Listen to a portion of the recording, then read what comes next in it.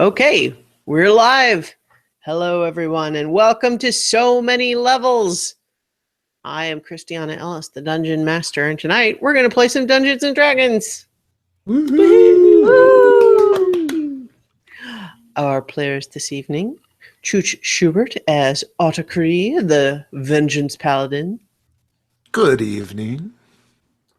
Starla Huchton as Nirakina, the Tempest Cleric. Greetings and salutations. And Vivid Muse, the Druid of the Moon. Hi, everybody. And our fourth player, Jared Axelrod as Mugen the Magnificent, the Rogue, is unable to join us this evening, so I will be running Mugen for this installment. So want to just go ahead and jump right in. Last time, you guys had made your way down the path from the temple and domain of Sitzlebeck, the river spirit / dragon, talking about your backstories a little bit, making plans, and then almost immediately upon reaching the small town of New Crossing, you abandoned your plans, or at least modified them. You negotiated the purchase of some horses, intending to leave right away, but then decided to get a pint for the road. And while over that pint, taking inspiration from a barmaid, you decided to pass yourself off as a troupe of actors. And then you proceeded to put on a show telling the story of your own heroic exploits in street theater form. And the show went very well. Everyone in town was enthusiastic and supportive. You made some money passing the hat around. And then because it was dark, you decided, maybe you'll stay the night in town after all.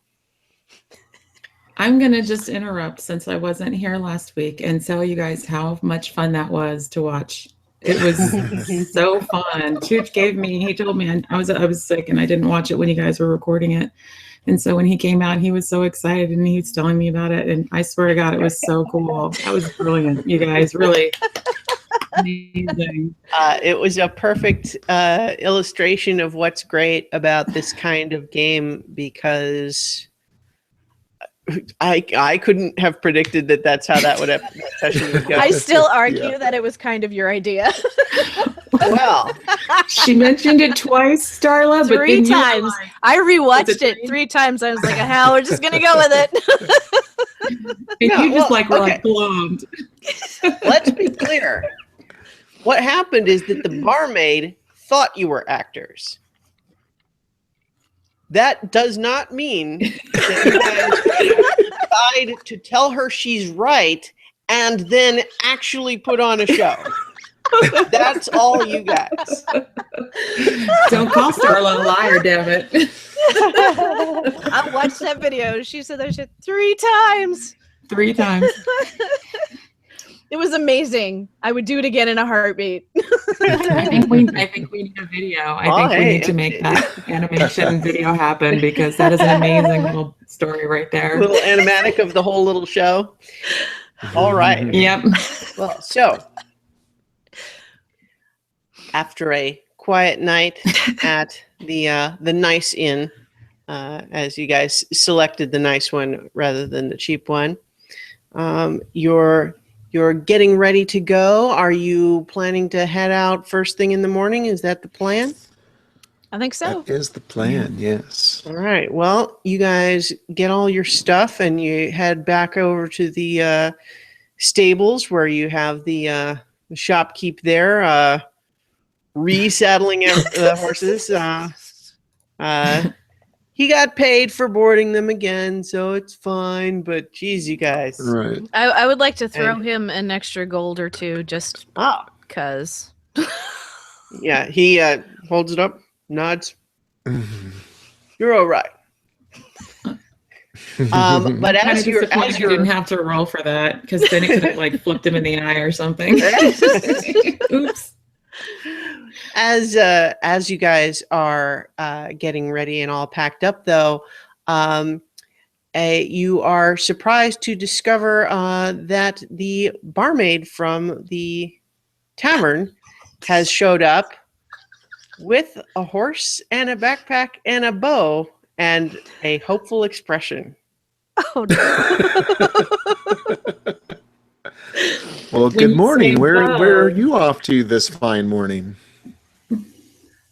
Last night, the show you guys did was amazing. I've never seen anything like that, but I had always kind of just fantasized about like the life of an actor, and I just would like to come with you guys. Like, I don't have to be part of the show right away, but maybe I could help you do anything else you need to do. And I want to be a part of what you guys do. Oh no, it's such a bad idea. So, while I totally appreciate your enthusiasm, and I mean, I would never be one to tell you not to follow your dreams, but where we're going is probably a little more dangerous than I think what you're prepared for. Well, hey, I'm not helpless. I lived out there for a while. I can use this bow. I'm a good hunter, and I can handle it.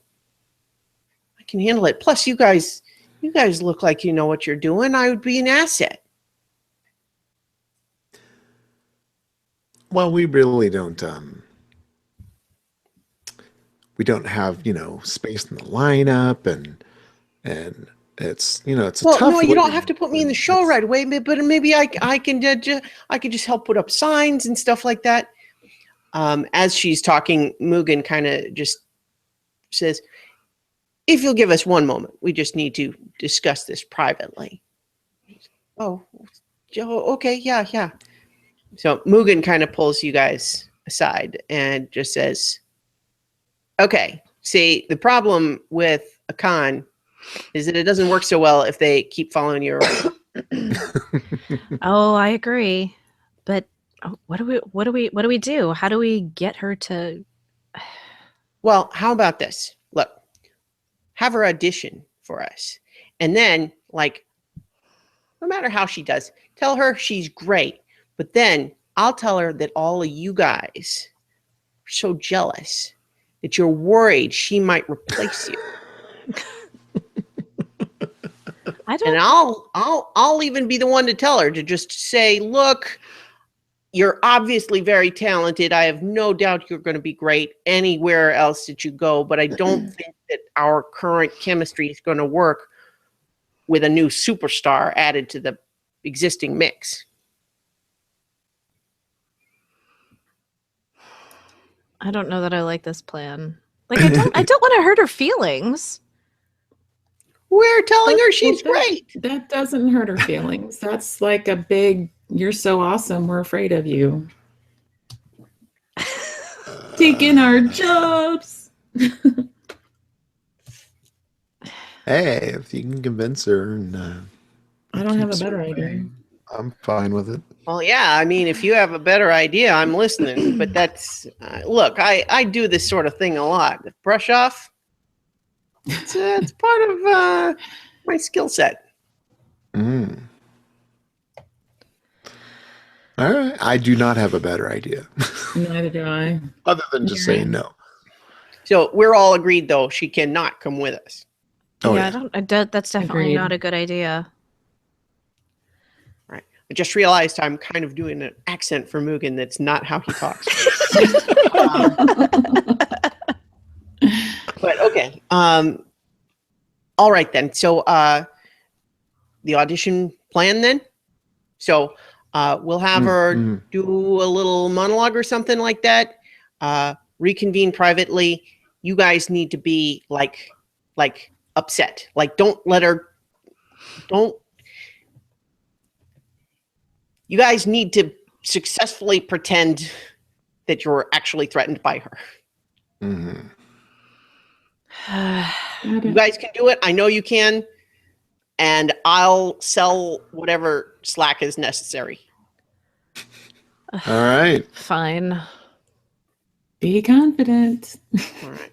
So Mugen goes over and just says, look, we've got a very specific chemistry going on, you see. And we are willing to let you audition.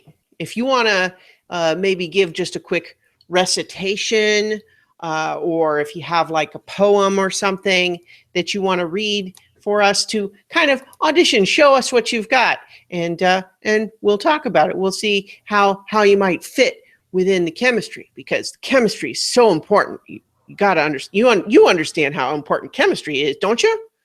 Mm-hmm. And she's like, well, of course, I'm sure. He's like, okay then. So, just as an aside, Yeah. you running Mugen and then also talking to an NPC is very schizophrenic to watch. Sorry. well, go ahead. I have to do it. So, I know. I just think it's. yeah. I So, think I think it's hilarious. DM aside, I did not actually prepare any kind of a performance for this barmaid. Her name is Hannah, by the way. I'll assume that you guys learned that during small talk at some point. But I'm going to have her basically roll a performance check with her stats that I have given her. Nice.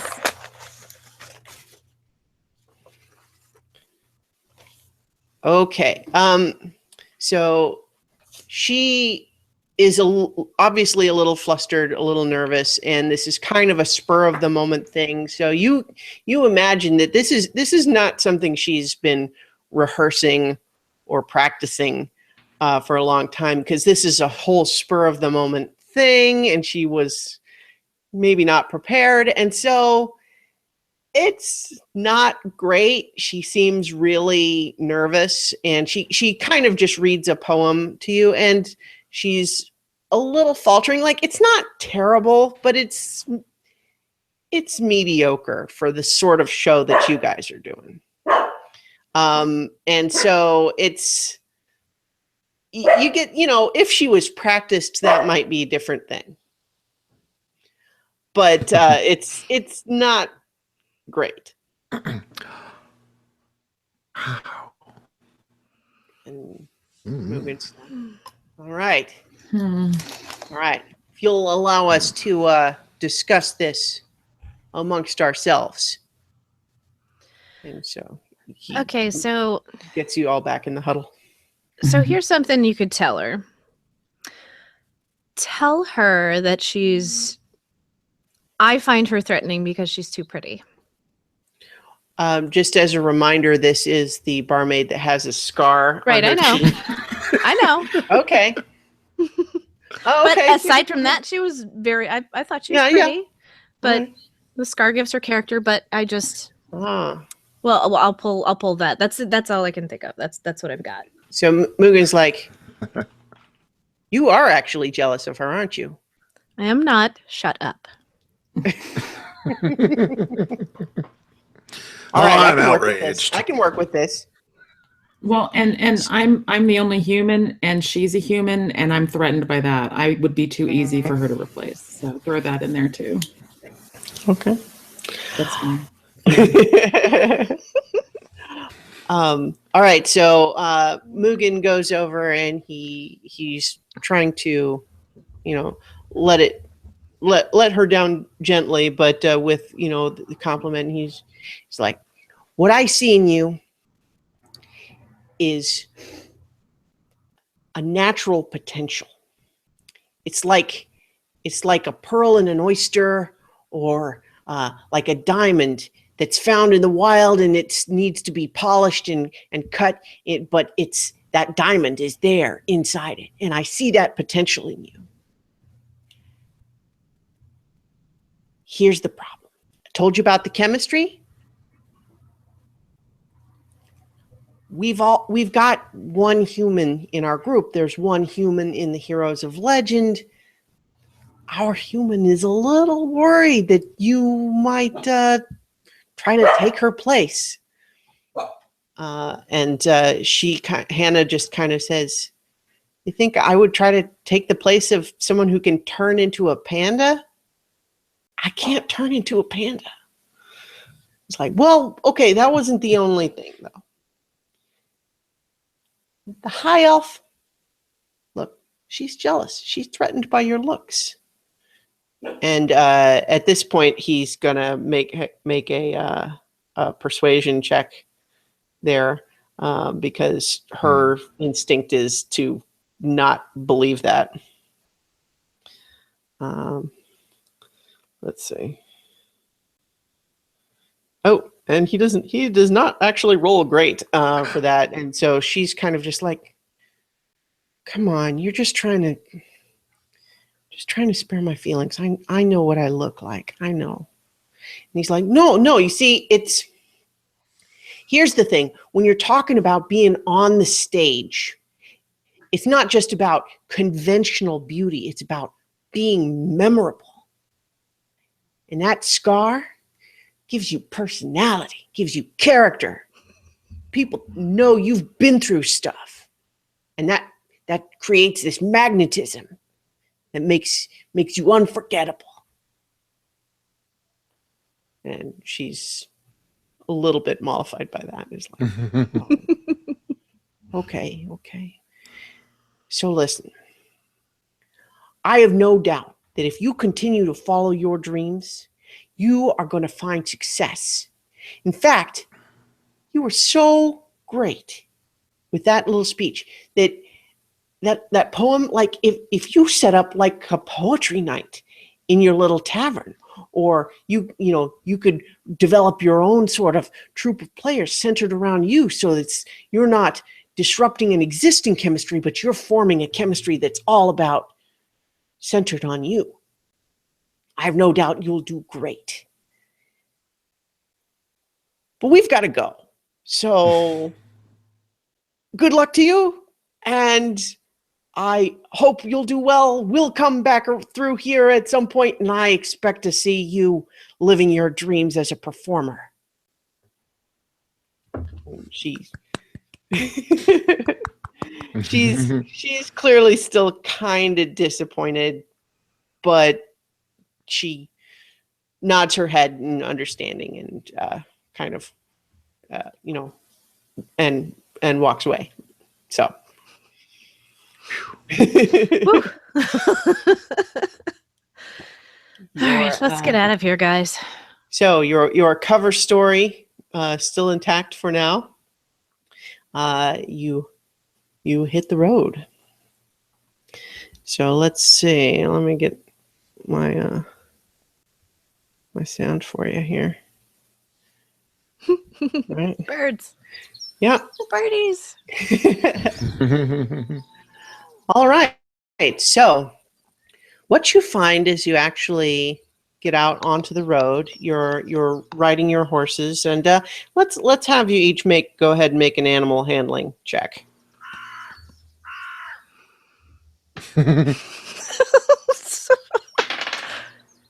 11. I'm 23. Oh, sorry. Okay. 11, Chooch? 11. Or Autumn? How about you, Nira? 14. Okay, so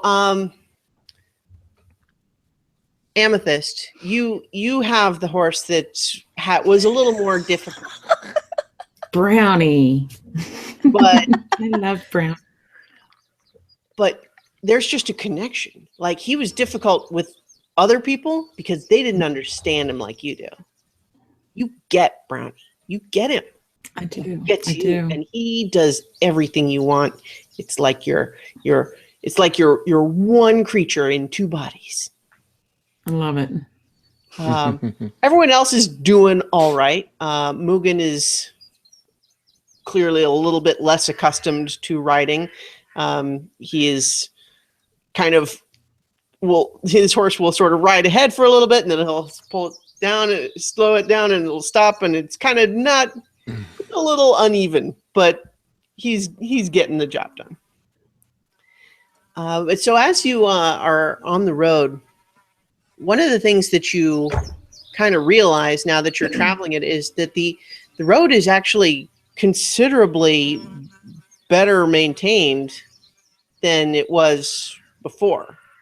When you had last traveled this road, and you don't get the impression that it's just this part of the road being different. It's that clearly there's been some additional effort made to keep the road in good condition over this time, and it's actually very, very easy going as you stay on the road. The road is it's about 30 feet, from shoulder to shoulder. And then as you get out of the town area, you still see, a farm here, a farm there. But what you get is a lot of tall grass coming up to the side of the road. That's kind of the dominant landscape, unless it's been cultivated in some other way, is tall grass. It's about maybe 3 feet. 3 feet tall on average. It's pretty thick, but it's just growing up to where it's been cut, and then it's got packed dirt and gravel on the road, but well maintained and even, and it's easy riding. As you make your way, you've made it a couple of miles out of town.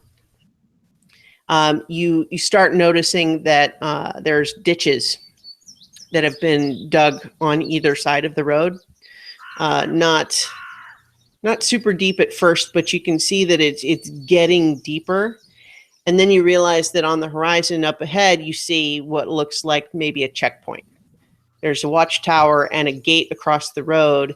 And as you're getting closer there, you realize that the ditches are basically to make it more difficult for someone to see the checkpoint and then try to leave the road in order to avoid it. Meaning, if you wanted to try to avoid the checkpoint, you either have to try to, it would have been much harder with a wagon, for example. But, it's designed to make it more difficult to avoid the checkpoints without going a long way around. But so as you're just continuing to approach this checkpoint, you see that they've got kind of just a wooden barrier across the road. There's maybe a 15-foot watchtower stone to one side, and you see a bored-looking guard sitting on top of it, just looking down at you with kind of, casual disinterest, meaning you're marginally more interesting than the landscape that doesn't change very much.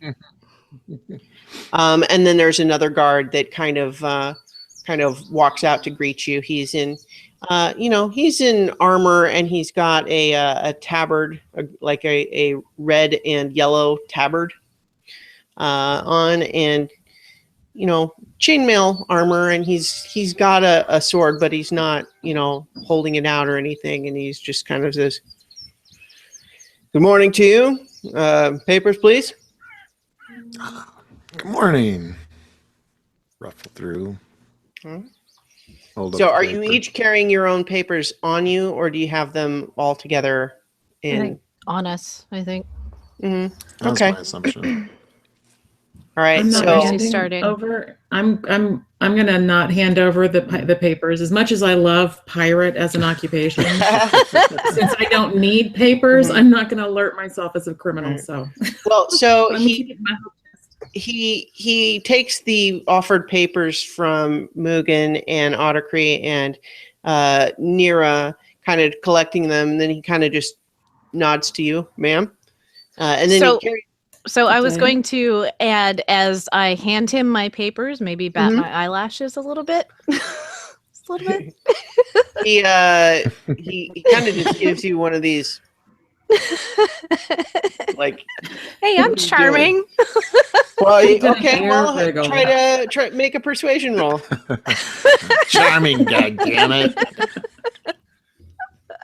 Oh, I rolled a 19 plus wisdom is 3. So okay, so he does actually, like, his first reaction is still that a little bit like, what are you doing? But as he's walking away, kind of just back to the tower with your papers, you see him kind of look over his shoulder back at you and kind of just, whew. Yeah, oh, wow. So he is he goes into the base of the watchtower with your papers, and I'm having him make an intelligence check to look at them. Okay, so he comes back out and he kind of hands them back, and he's looking at you not suspiciously, but kind of like, these papers are like, who registered you? Because they didn't. This is not the way that they're supposed to document this information. And all right, where are you headed? Well, we're headed to Villanocta. Okay, so my recommendation is that when you get to Villanocta, don't try to go in through the main gates. Talk to the registration people first. Get them to fix this, because there's going to be some hard asses you're going to run into that are not going to like the way that some of this is laid out. Oh, that's terrible. It's a problem, because we got all the people down in Pashan that do their forms one way, and then you go up to Villanocta and they do it another way, and we're supposed to just be checking papers from any whichwhere, and they're supposed to all be standardized, but they're not, right? So what I'm saying is that this is not the way they do the papers up north. So you're going to want to go to the registration station when you get up there. Oh, okay? That's a shame. The man that filled everything out for us was so nice. Mugen kind of just goes, yeah, and he was handsome and charming too. Thank you so much for your expertise. We'll definitely follow head your straight to the advice. office. I really Yeah, appreciate so that. and just as a word of warning, like some of the guys in the there's more checkpoints, right? So just be prepared. You might have to answer some questions if people are bored and looking to shake you down. So just saying. Well, I don't want any trouble. Is there anything that we could do to maybe alleviate any problems? He kind of gives you another look. Make another persuasion check.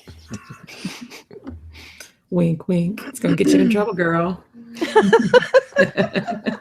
Well, only rolled an 18 that time.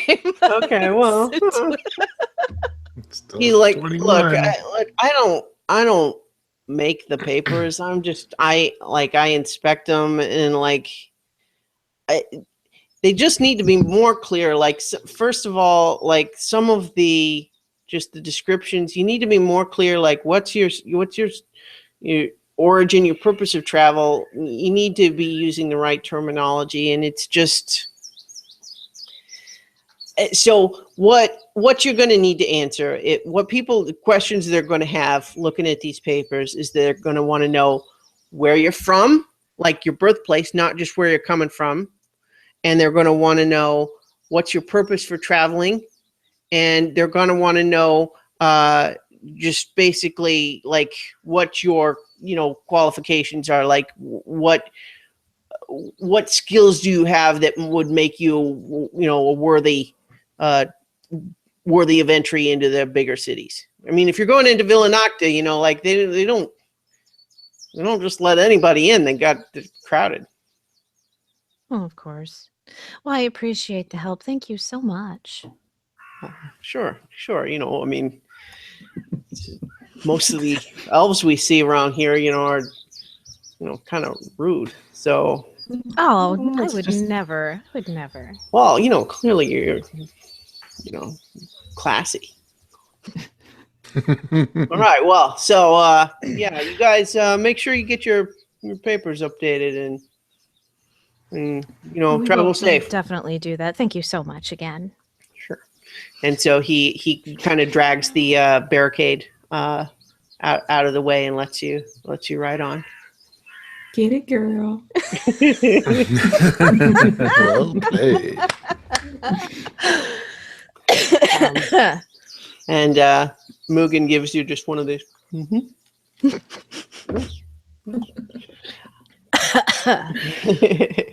All right. All right.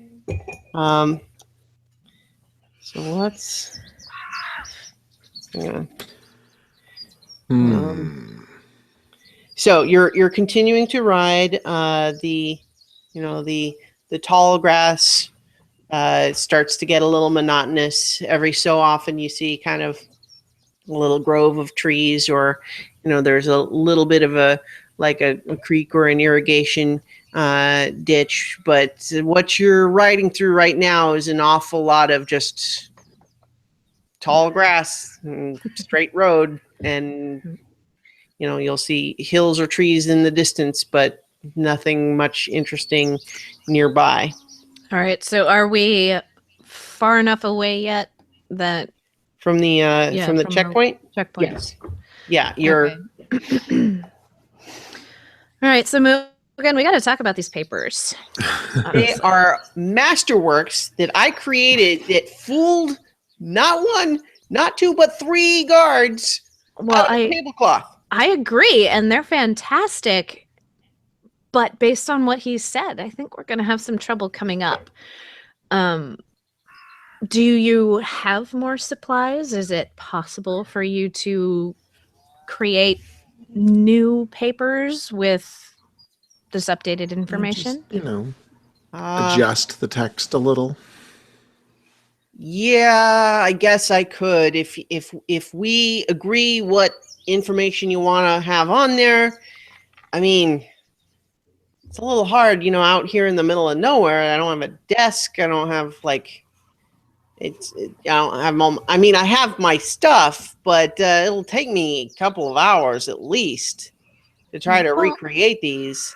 I don't know if you want to just do it on the side of the road here.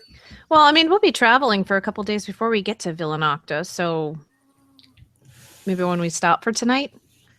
Okay, yeah. So I'll need good light to be able to do it. So I don't know where you guys are planning to camp, but if I'm going to work with this, I'm going to need a lot of space, like a smooth surface, and a lot of good light if I'm going to do this right.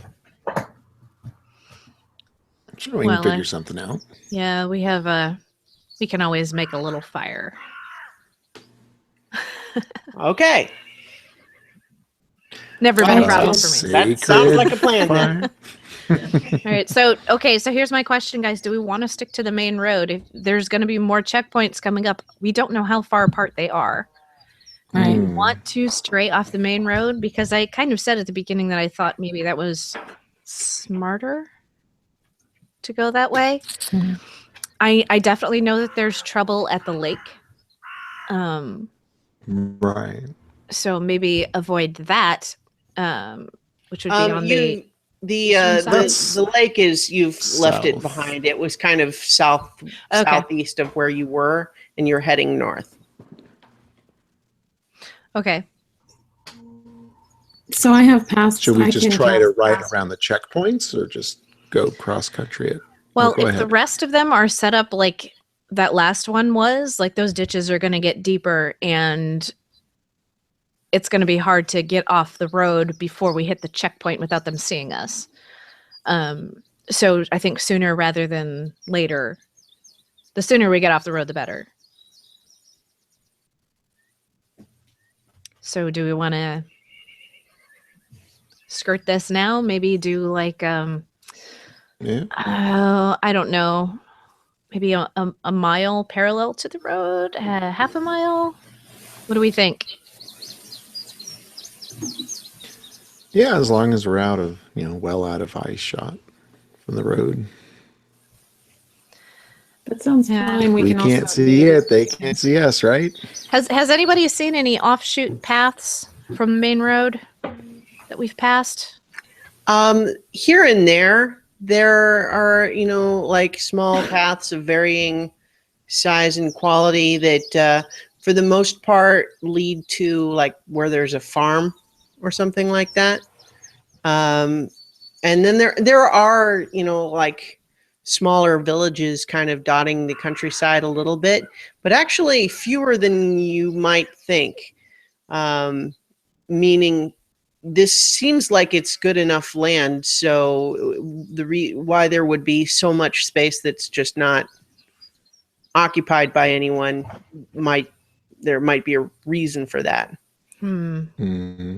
So there are, isolated farms and even some small villages here and there, but there's not really, I mean, by design, there's not like a path that's not like a frontage road. Stop and go. What were you going to say, Viv? Well, so long as we keep heading northward, I think we'll be okay. But yeah, I don't have a good feeling about staying on this main road. I mean, we're probably going to run into trouble off the road, but... So while you guys are talking, I have a question for you. And that is, what is your riding order? Uh-oh. Like while you're talking, are you kind of all like y'all kind of come up even with each other, or like how are you sort of situated? If it's a 30-foot road, I would think we could ride. Yeah, but you don't want to ride all the way across. That doesn't make any sense. Nobody rides that way. Well, while we're planning, it does. While you're talking, yeah, if it's empty. What I was going to say before is that I can pass without a trace. It only lasts an hour, and I don't know. I mean, it's for a 30-foot range, but I don't know how effective it's going to be with horses and stuff. Well, one of the advantages with that spell is that it would give the stealth check bonus to the horses as well. Okay. But what that is, like, it is specifically like it's a situational spell. You wouldn't cast it just like all the time because obviously it uses a spell slot and it lasts an hour. But if, for example, you were trying to sneak past something where you would make a stealth check, that spell would give plus 10 stealth to everything within, 30 feet of you. And so the furrows on the side as we left the guard gate. Right. There's shallow ditches, but I mean, they're not so deep you can't just ride your horse like down and up again to the other side. Like they're passable. So it's like they get deeper near the checkpoints just basically so that the idea is that they're watching to try to make it a little harder for people to see the checkpoint coming, just skirt around it and then come back to the road. Mm-hmm. So here in between, I mean, it's trivial to leave the road if that's what you want to do. But like I said, it's thick, tall grass on either side of the road, pretty much as far as you can see, except for where there's scattered trees here and there. Well, I say at the The next... train doesn't seem bad, like you said, if we ditch out. I think at the next path, we should branch off from the main road. Yeah, it may take longer to get there, but it's been 100 years, right? What's the rush now? So as you're all kind of in a line talking, who's on the ends and who's in the middle?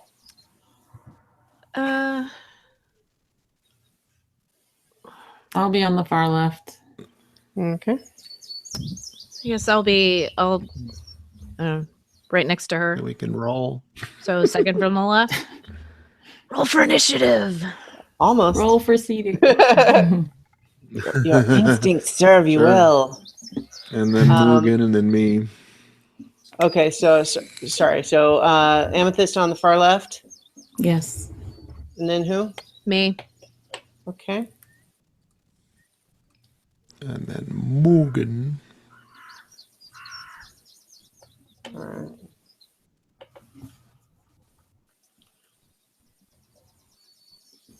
Okay. Yikes. Sorry, I've got too many layers here. Okay, where did I?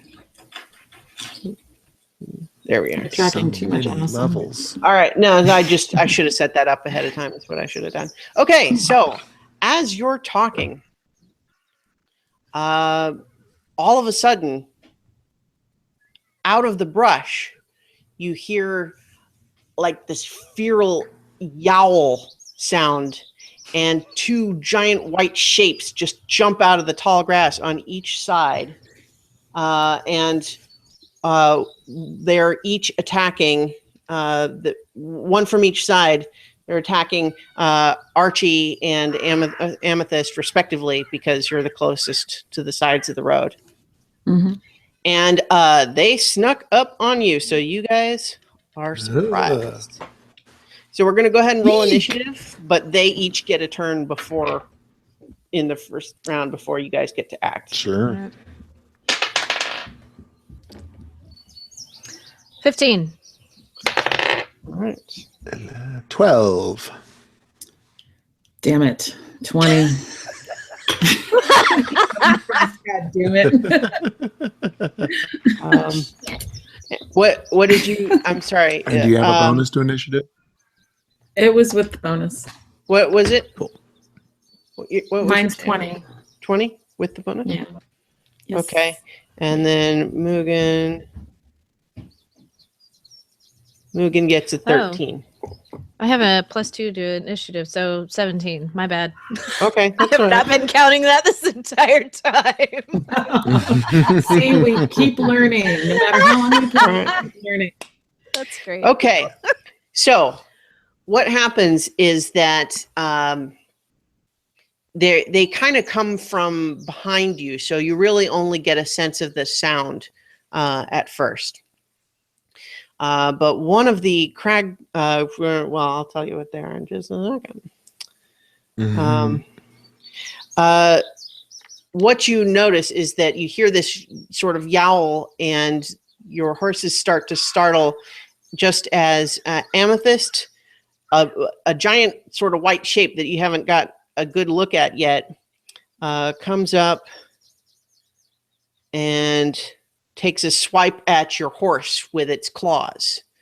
Your horse, though, sensed it just a little bit before you did, and sort of dances out of the way, and whatever it was that swiped at your horse misses. Another one comes at your horse, Otacree, and it connects with your horse with its claws. Doing 5 points of slashing damage to your horse, and knocks it prone. So what I need you to do is to make a dexterity check to try to land on your feet instead of falling onto the ground along with it. 9.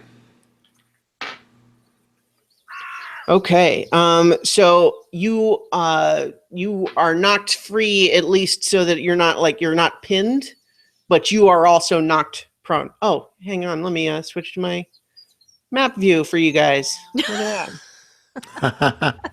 So this is what I was dealing with. So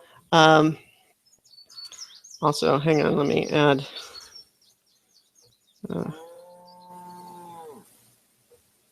Okay, so your horse has taken 5 points damage, and both your horse and you are prone. You're knocked partly into the grass there. So now we're going to start the regular round of initiative. That was the surprise round. And actually, let me give where did I have music? All right. Battle music. Yeah. Okay. So, so now that your initial startlement and surprise has worn off, what you look and see here is these are sort of big predatory cats, like the size of a person. But what's a little bit unusual about them, at least for the territory you're in, is that they have very thick, fluffy, bulky white coats that you wouldn't necessarily expect a coat like that in this kind of a more temperate climate. It's a little unusual. Okay. But so the first cat here is going to try to make another bite at your horse, Amethyst.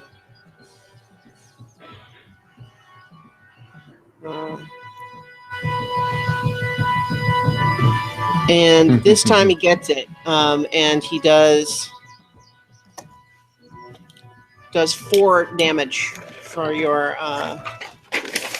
horse. So the horse is not knocked prone or anything, but it's very alarmed as it's just kind of taken a bite from from a giant cat. It's alarmed. This is not what it signed up for.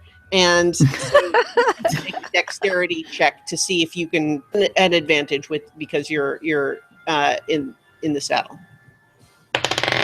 Meaning I can roll twice? Yeah. No. It is with dexterity. It's 15.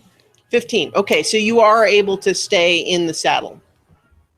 And as your horse kind of whinnies, and you can see that its flank is bleeding now, as it's got a bite mark left from this giant cat. So I keep switching this way. Okay, now it is actually your turn next, Amethyst. So what are you doing? I want to cast Entangle. It's got a range of 90 feet, which should be wide enough to get the cats on both sides of the road. The range is 90 feet, which means that you can you can have it be that far away. Oh, it's a 20-foot square. Yeah. Okay. And remember, that's also gonna get the horses and stuff too. Well, so you could place it so that it would get just the one cat, but it would also be like this or like this. Mm-hmm. So if you wouldn't take much to just run forward, they wouldn't be in the center of it. They'd be only on the very edge if you didn't want to get the horses in it too.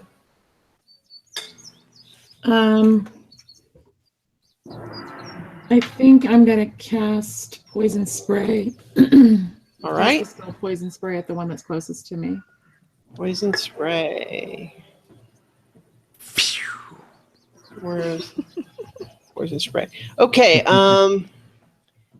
Okay, so it just makes a Constitution saving throw.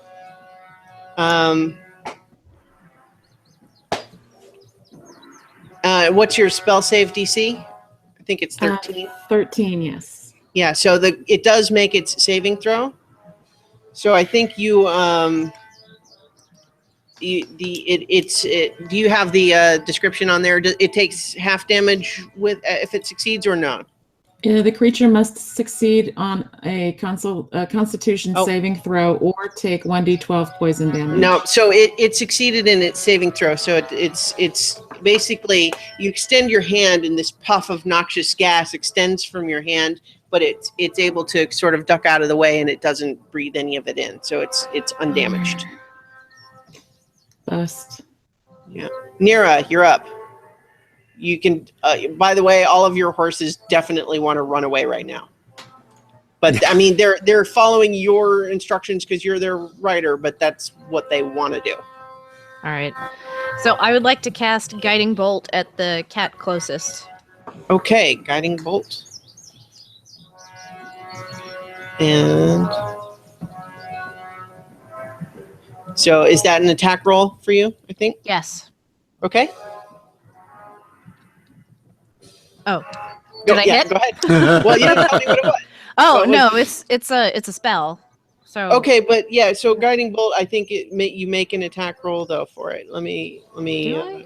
I'll look it up. This is Guiding Bolt. Make a ranged spell attack. So you roll Okay. a d20 with your spell attack bonus, which I think is +5. Yes. Okay. Mhm. Oh, I got a 20. You Plus rolled a 5. 20? 20? I rolled a So 20. you rolled a 20. I rolled a 20. Okay. So what that means is that you're going to... So it takes 4d6 radiant damage, but because it's a critical, you double the dice. So Nice. basically, roll 4d6 and then double whatever the result is. Okay. So 6, 8. So 20. I hit for 10. Okay, and so it takes... 20. All right. And it's on disadvantage. The next person to attack it has advantage. Right. So you extend your hand, and this bolt of glowing energy shoots out from it and hits this thing right in the face, and it's clearly startled and knocked back. And as it gets up, it's kind of you can see it's a little bit unsteady, and it's also now kind of glowing with this sort of glitter bomb effect, and it's shaken. And its breathing is a little ragged right now. All right, Mugen's turn. He is first going to go ahead and let his horse run forward a little bit, but then he kind of pulls it up around here to turn around, and he's gonna, let's see. He's going to throw a smoke bomb right there, trying to make it hard to see around that area behind you. And he'll kind of tell you guys, ride forward, let's run away from these things, is what he's suggesting. Okay, so he rolls the smoke bomb, and so basically what we have now is kind of this, we've got a cloud of smoke where it's sort of hard to see right around this area. So that area is partially obscured. Archie, your turn. Okay, Remember, so you need to fell basically off, I'm prone. If you want to stand up and get back on your horse, that will take all of your movement. Because the horse will be standing up too, and then to mount it, but you would still have an action. Okay, so I'm definitely going to stand up. Okay. And I guess grab the reins if it hadn't fallen out of my hands. I'm going to try to toss the reins to Mugen. He's way up there. Those are like 5 feet. You know what? Okay, I just realized that I was doing something. Horses. Yeah. Okay. So I'm sorry. Go ahead. You're standing up. You're getting back on the horse. Well, no, I don't want to get back on the horse. I want to stand up. All right. My thought was to see if I can get the reins tossed over to Mugen. Okay. Yeah. Make a dexterity. No, make an animal handling check.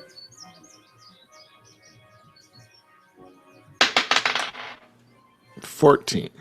Okay. Yeah. So you successfully direct the horse to kind of go up this way, where Mugen is able to sort of get control of it. And then if I'm able to, I want to, draw my sword and my shield. Yep. To face the oncoming cat. I don't know if I can actually attack or not. Yeah, you can. Yep. Okay. And then so as my bonus action, I want to place my hunter's mark. Well, so I was going to call your bonus action the sending your horse away. You can make your regular actions, and then next time if you want, you can do that. Yeah, I'll skip the bonus action. I'll just startled, got a horse there, and take a swing. right, make your attack.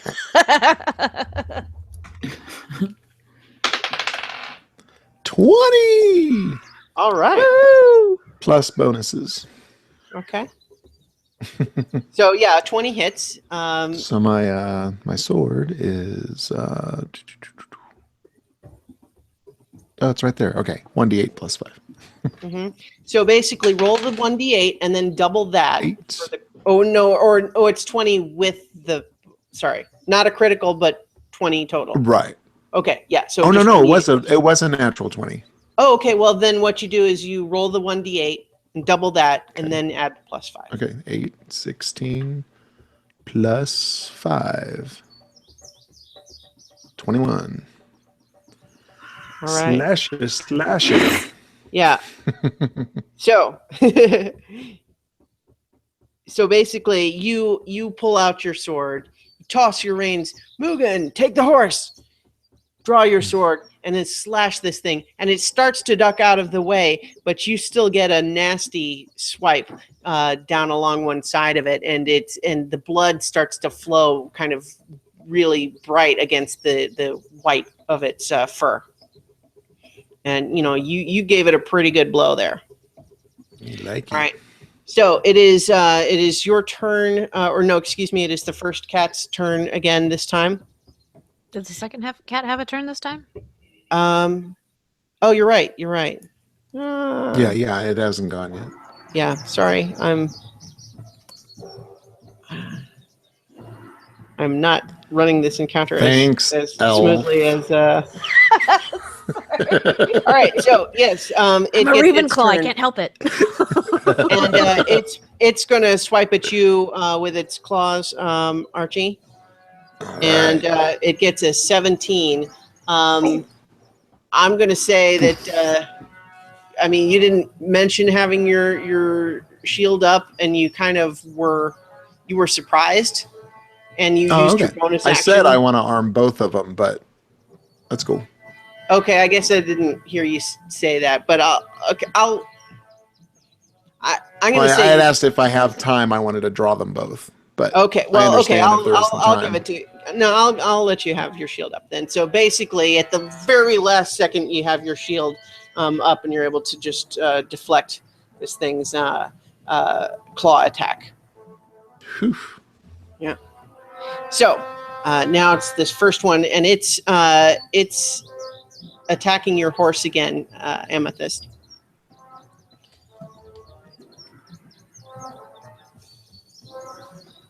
And it hits with another 4 damage. So basically, your horse is bleeding a lot now, Amethyst. It's very scared, and in fact, you need to make another dexterity check with advantage.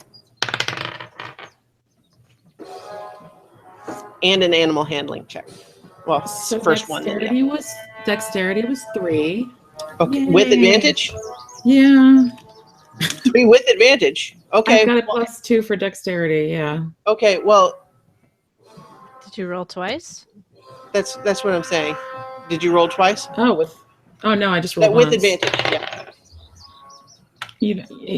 I did the same exact goddamn number again. Okay, well, so unfortunately, I fall on my face and die. well, fall on your face. And make an animal handling check as well, because you're knocked off the horse. God damn it. Oh, that's 25. Okay, so the horse instinctively, despite its tendency to want to panic, it kind of trots forward a little bit, but it doesn't just sprint away like its instinct would, but because it doesn't want to leave you completely behind. But you did fall, and you are prone on the ground now. Awesome. It's your turn, but so you are prone, so you'd need to use half of your movement to stand up. I will stand. Okay. And I'm feeling like I need to go panda with these guys. All right. Two of us are off our horses, so. So you, you tap into the energy around you. You feel this is your first time doing it. Your first time doing it is like since all this went. No, I take that back. You turned into the lion during the race, but you feel this energy. It feels different though as you're tapping into it, as you realize that you've gone further away from Sitzlebek's river. You can kind of feel that spiritual energy diminishing as you get further away, and it doesn't prevent you from changing, but you do notice the difference as you're tapping into this energy, and so you turn into your panda form. Woo! All right, are you attacking? I would love to attack that cat that just got me. Yeah. Okay. So go ahead and do your rolls. Okay. I'm gonna bite first. 15 plus. I forget what I'm supposed to add with that. I think it's +5. Is that the spell attack bonus? No, it's your bear stats.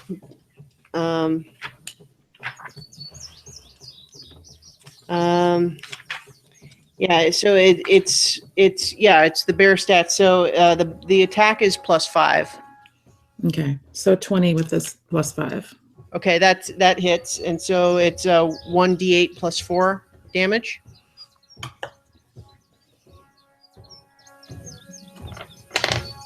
Ten. 10. Okay, and make your second attack, your claw attack. 8. Okay. So you swipe out with you snap out with your massive panda jaws, and you take a chunk out of this thing's shoulder, sending more blood just dripping down its white fur. But as you go in with the swipe of your claws as well, it does manage to pull out of the way, and it's looking pretty wobbly now, but it's still active. Nira, you're up. All right, I would like to cast Sacred Flame. One thing I'll say, I'm that you're casting Sacred Flame, but just to say, you noticed something when you did your guiding bolt the last time, that even though the spell ultimately worked like you expected approximately, it looked different somehow, like the magical effect as it flew over this cat, like there was something distorting the magic affecting it. So that's all you noticed, is that it seemed a little bit different. But go ahead, and you're casting Sacred Flame, so that's a dexterity. Yep. Okay.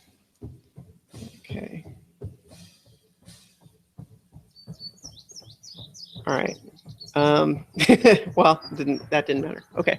So, you cast Sacred Flame. The pillar of sacred radiant white fire descends down from the sky right onto this thing, and does how much damage? 1,000,000,000. 8. 8. Okay. This fire just incinerates this thing. It's as it slumps to the ground limp. It's once pure white, thick fur is now kind of smoldering and blackened, and smells real bad. Okay, do I still have movement? Yes. Can I get down off my horse, or is that an action? One thing you noted. Oh, sorry. I'm forgetting a lot of things. So, as you look at it slumping to the ground, all burnt and crispy and everything, it just vanishes. It's gone. The other one's still around. So now you're moving. Cool.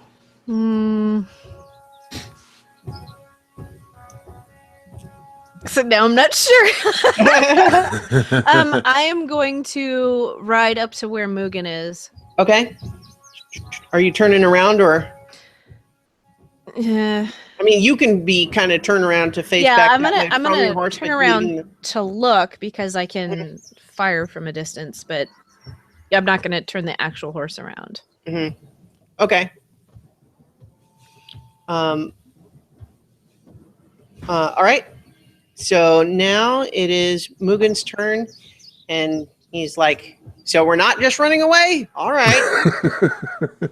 And so he kind of rides back down this way, and he's going to try to throw just a just a firecracker right in the cat's face. So let's see. Ooh, and he rolls a 1, unfortunately. Ouch. And he hits you in the back of the head with this firework, Archie. Better than his horse's ear. So he does this thing does 5 points of fire damage to you, Archie, and Mugen's like, sorry about that, guys. That's not how that usually happens.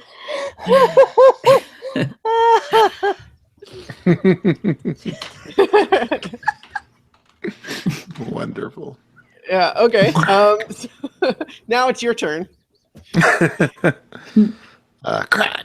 I'll take another swing at this cat. All right.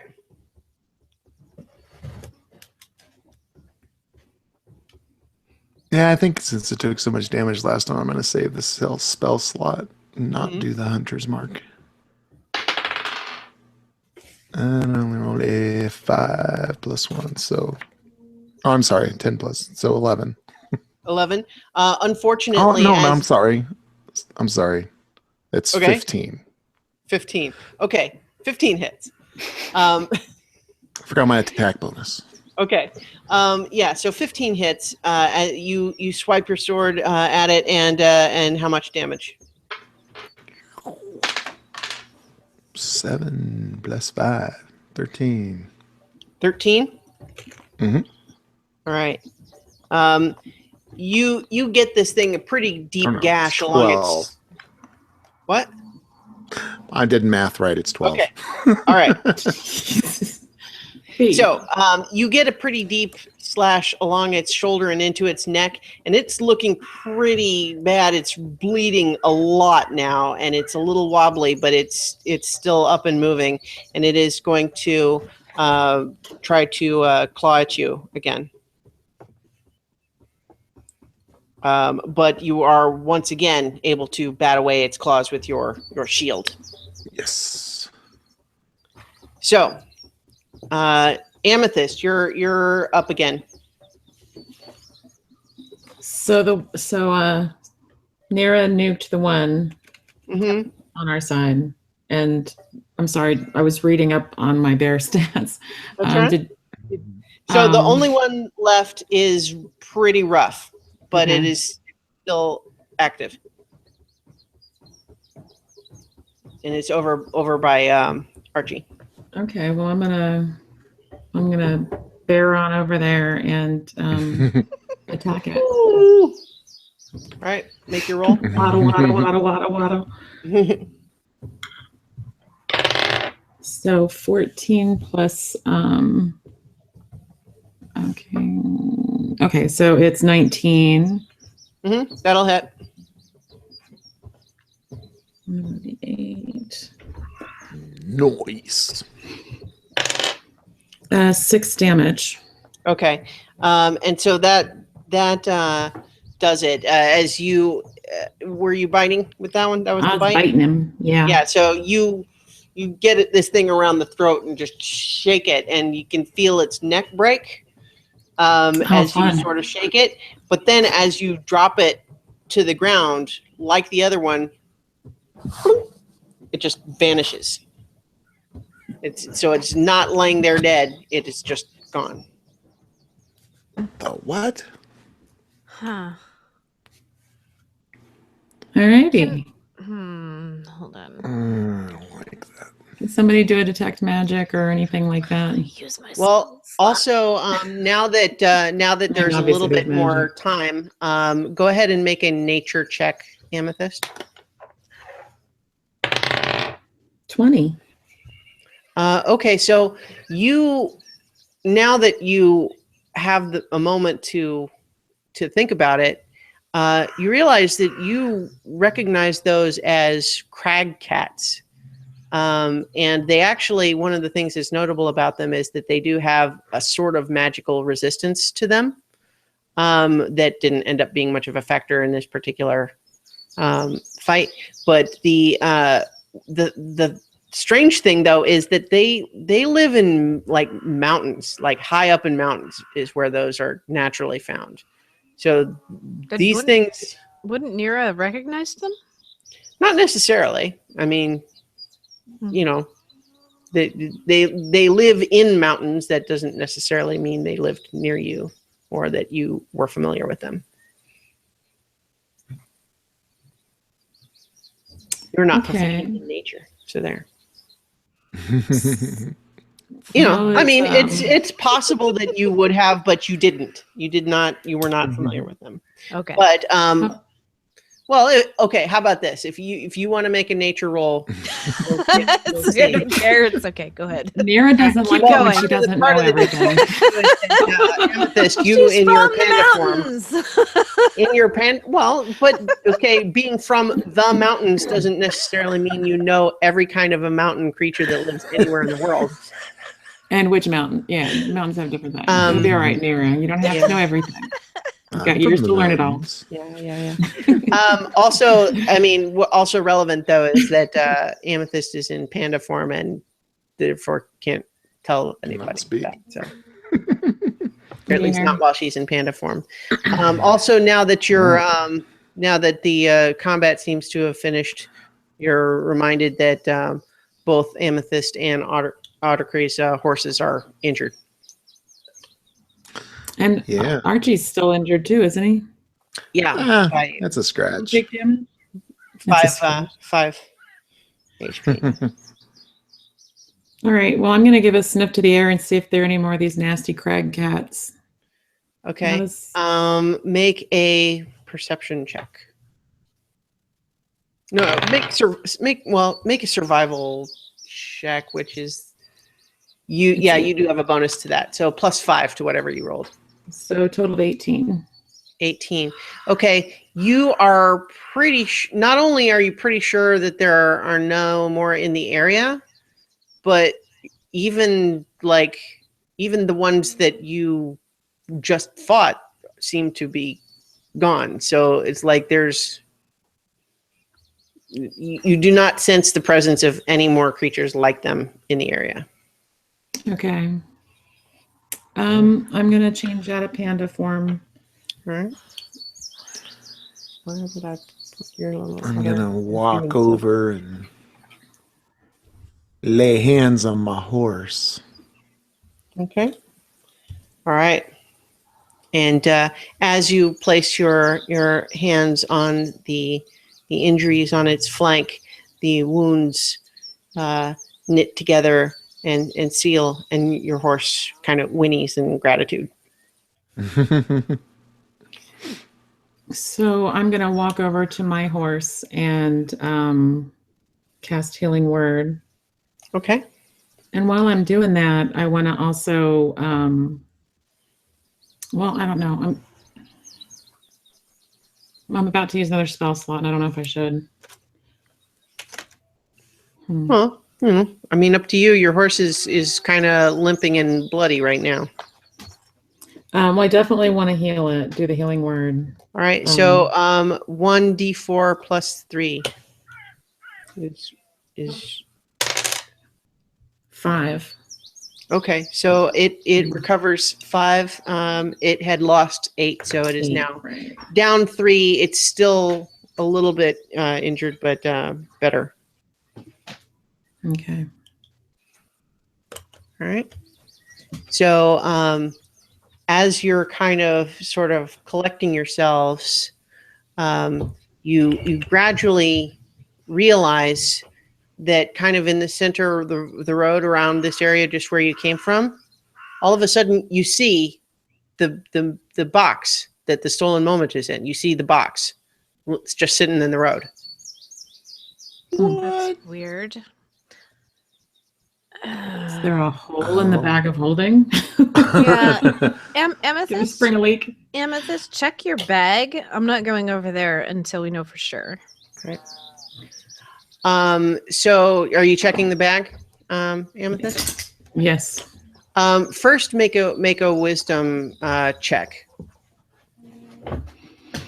Or no, go ahead and make it a saving throw because you have proficiency that way. So +5. Okay, 19.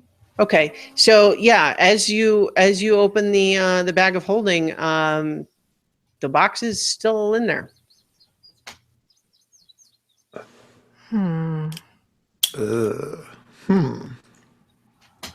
Well, what's that about? I wonder if Mugen would go check it out or if I should do it. Well, someone can go closer and make an investigation check. Yeah, Let's see. I think I'm I'm already dismounted. I'll walk over there. Are you Okay. healed up yet? I will investigate. Mostly. What's your health at? I'm only down 5. I have 24. Okay, so you Investigations +0. 11. okay, so just looking at it, it looks just like the box. You kind of circle around. You haven't tried to touch it yet, but it looks. If you didn't know better, you'd think there it is. It's right there. It's sitting in the road. But you haven't tried to touch it. Let me poke it with your sword. take off one of my javelins and use that to try to knock it over. It goes right through. Like it, Huh. like there's nothing there. That's odd. Mm-hmm.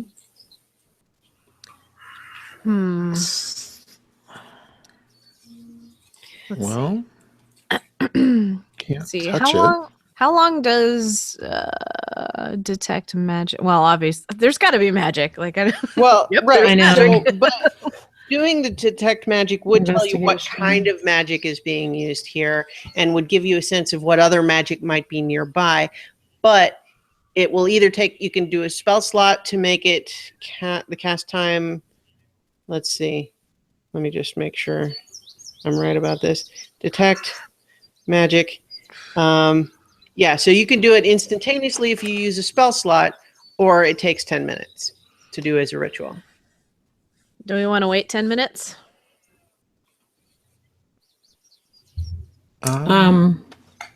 Sure. While you're discussing it, this image of the box seems to vanish, and then I didn't bring out the. I'm going to use a different token than I used before, but standing up from the tall grass here, you see a figure in a dark cloak with glowing green eyes, and as it stands up and pulls down its hood, it is Zorath the wizard, now apparently holding the box. I don't buy this, he guys. just looks at you. I don't buy this. You know what? I'm just gonna cast Sacred Flame on him just for the hell of it. You just barely beat me to mine. It waves its hand and does kind of just a harsh, like whisper sound that you can't quite make out, and you feel that the magical energy of your Sacred Flame just dissipate into nothing. What the hell? And then let's see. Mugen is making a wisdom saving throw.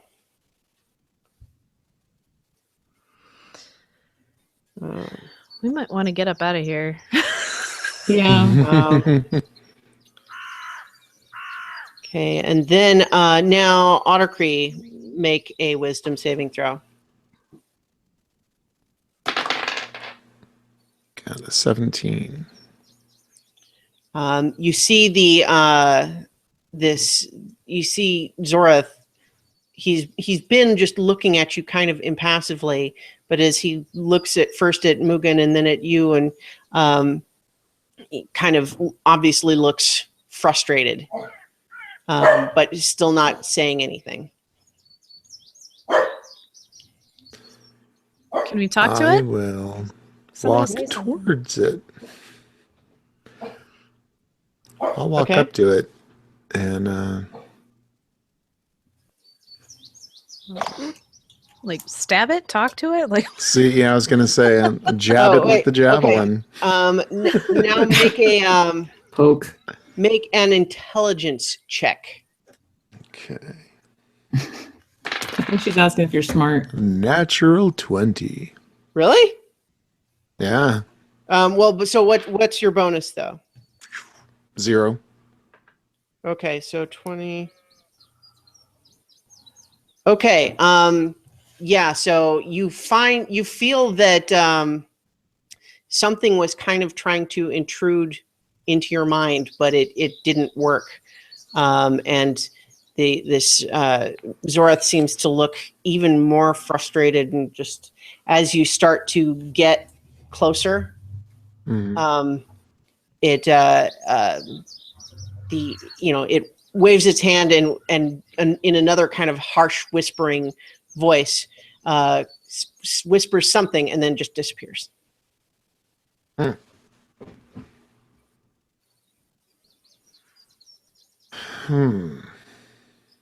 what? It's almost like he was trying to communicate, but he's dead.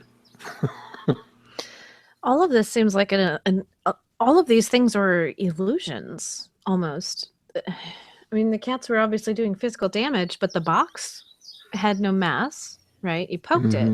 Mm-hmm. Yeah, javelin went right through. I want to use my spell slot, guys. Everyone make a perception check. Let's see what that is. 6. 9. We are not awake. I'm We need smart. coffee. I'm not very perceptive. We need coffee. Proficiency bonus 2. And Mugen rolls a 7. 3. I got a 17 plus 5. Okay, you hear just a little bit of a sound, like a whisper of tall grass and the hint of footsteps going kind of across the road.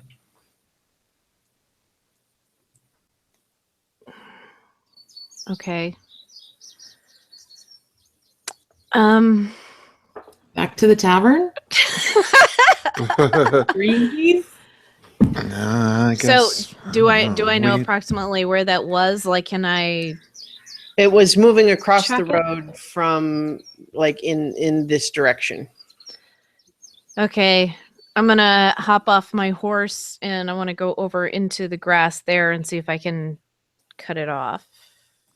And- Well, no. So by the time you heard it, it was already moving across the road. So you can't like intercept it. Right. Well, I thought like Um, yeah. Okay. If you want to make an investigation check to try to. Yeah, I'm gonna do that.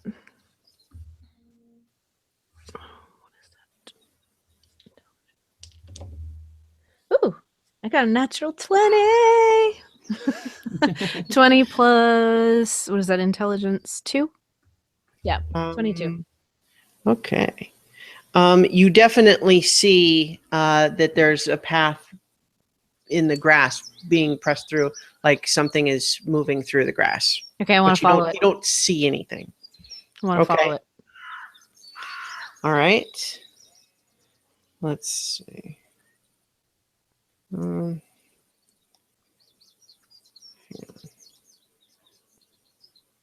Okay, hang on. I have to.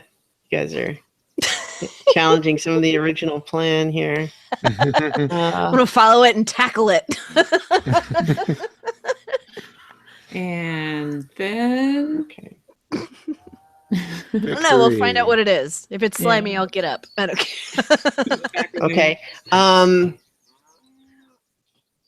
right. As you are following this track, all of a sudden you find yourself smashing your face into an invisible wall. and it kind of knocks you backward.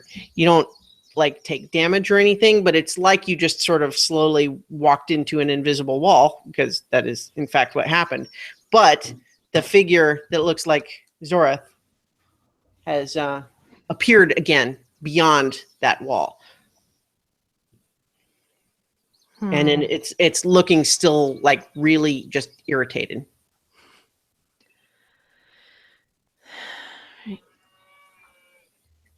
All right. Well, I guess I'm going to try to talk to it now. First of all, make an intelligence check. 2. I got a 10 and 2, so Okay. 12. So you're gonna try to talk to it. I guess. It's an invisible wall there. What else am I going to do? What am I going to say? Just come out and talk to us. There's why would you attack us?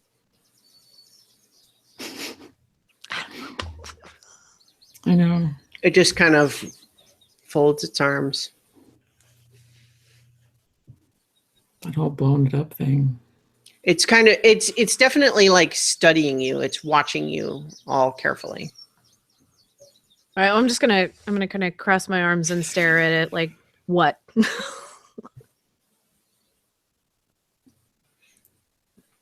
Staring contest.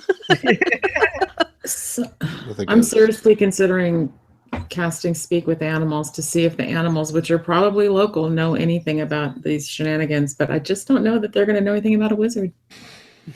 Yeah. Well, if it wasn't speaking common, it's something else.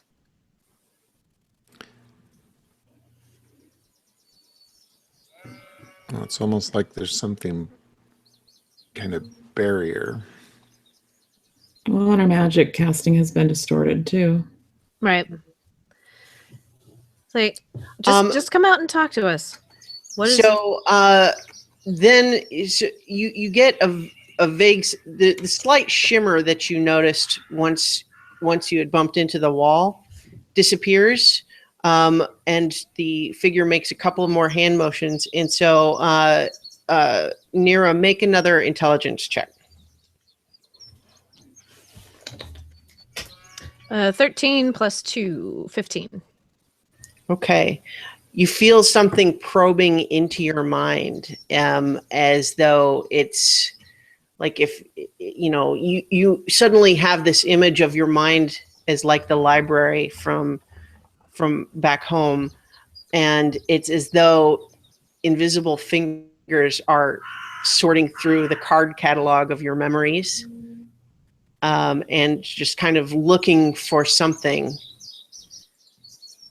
And then it just kind of, it's scanning and scanning, and then it departs, and you see the figure kind of nod and look sort of satisfied, and then it starts to cast another spell, and sort of a flash of purple light surrounds it, and it's gone again. What the hell? On the path or off the path? What did we decide? Well, I think we were going to go off the path. Yeah. Do we want to try and... The road doesn't seem particularly safe. Yeah. So the next time that there's a break, Okay. you're off of it? Are you gonna go ahead I'll walk back. Get to back my horse onto and- the horses and sort of resume your journey? Yeah, until the next Yeah. break in the road, and then... All right, so I'll go ahead and switch back off of the map view then for now. Yeah. Thanks, Boog. So yeah. You a little wary of, a little unsure of exactly what just happened. You continue down the road, about another mile and a half up. you actually see the start of these trenches that go on the side of each road. But actually, just before it starts to get deep, you do see a path leading off to the east. Let's go that way. Meant to be. All right. You follow this other path, which is definitely not as easygoing as the road was. It's basically, you have to go single file. It's clear enough, but I mean, this is a far less traveled path. It's a little bit, slower going. You follow it for about half a mile, and then what you see up ahead of you, kind of in like off to the right, is what in the distance you see like a farmhouse. And you suspect that if you continue following the path, that's where it goes. But you also see kind of off to your left, there's sort of a grove of trees. And it's kind of mid-afternoon at this point, like 2-3 p.m. I say we head for the trees. Don't need to scare some farmer out of their mind. Yeah. Yeah. Sounds like a good plan. Works Okay. for me. Clippy clappy. So you guide the horses off of the path, heading for this grove of trees. It's not huge, but it's a stand of kind of wild growing, maybe 40, 50 trees, somewhere in that neighborhood. It's kind of a grove area. It's not really what you'd call a full forest, but there's enough sort of cover that you can kind of get in there and sort of out of sight and find a clearing sort of area. What time is it? It's like 3 p.m. Right. Well, we got to keep going. This is. So I mean, it's a an decent hour. Yeah, it's a decent campsite, but I mean, do you want? So if you want to, Villa Nocta is north. So if you want to keep trying to go parallel to the road, you can travel that way. But you've now left even the small path. You would just be going cross country at this point. sure. Yeah, let's do it. Cross country. All right. So the going now is considerably slower. There's no road or path, and the tall grass is, it's not impassable by any stretch, but it's also not, it's not as easy and well maintained. So you're not making quite the same pace. But if you kind of just keep going across the land to the remainder of the afternoon without really any kind of incident, it's starting to get towards dusk at this point. You have passed in that time. There's similar sorts of groves of trees here and there. You sort of forded through a shallow creek at one point. And every so often, still like in the distance, you'll see like a farmhouse or like a small cluster of wooden buildings. But that's pretty much, you're in pretty sparsely populated territory here. Okay. Right. So I guess we want to try to As the sun is find going another down. grove.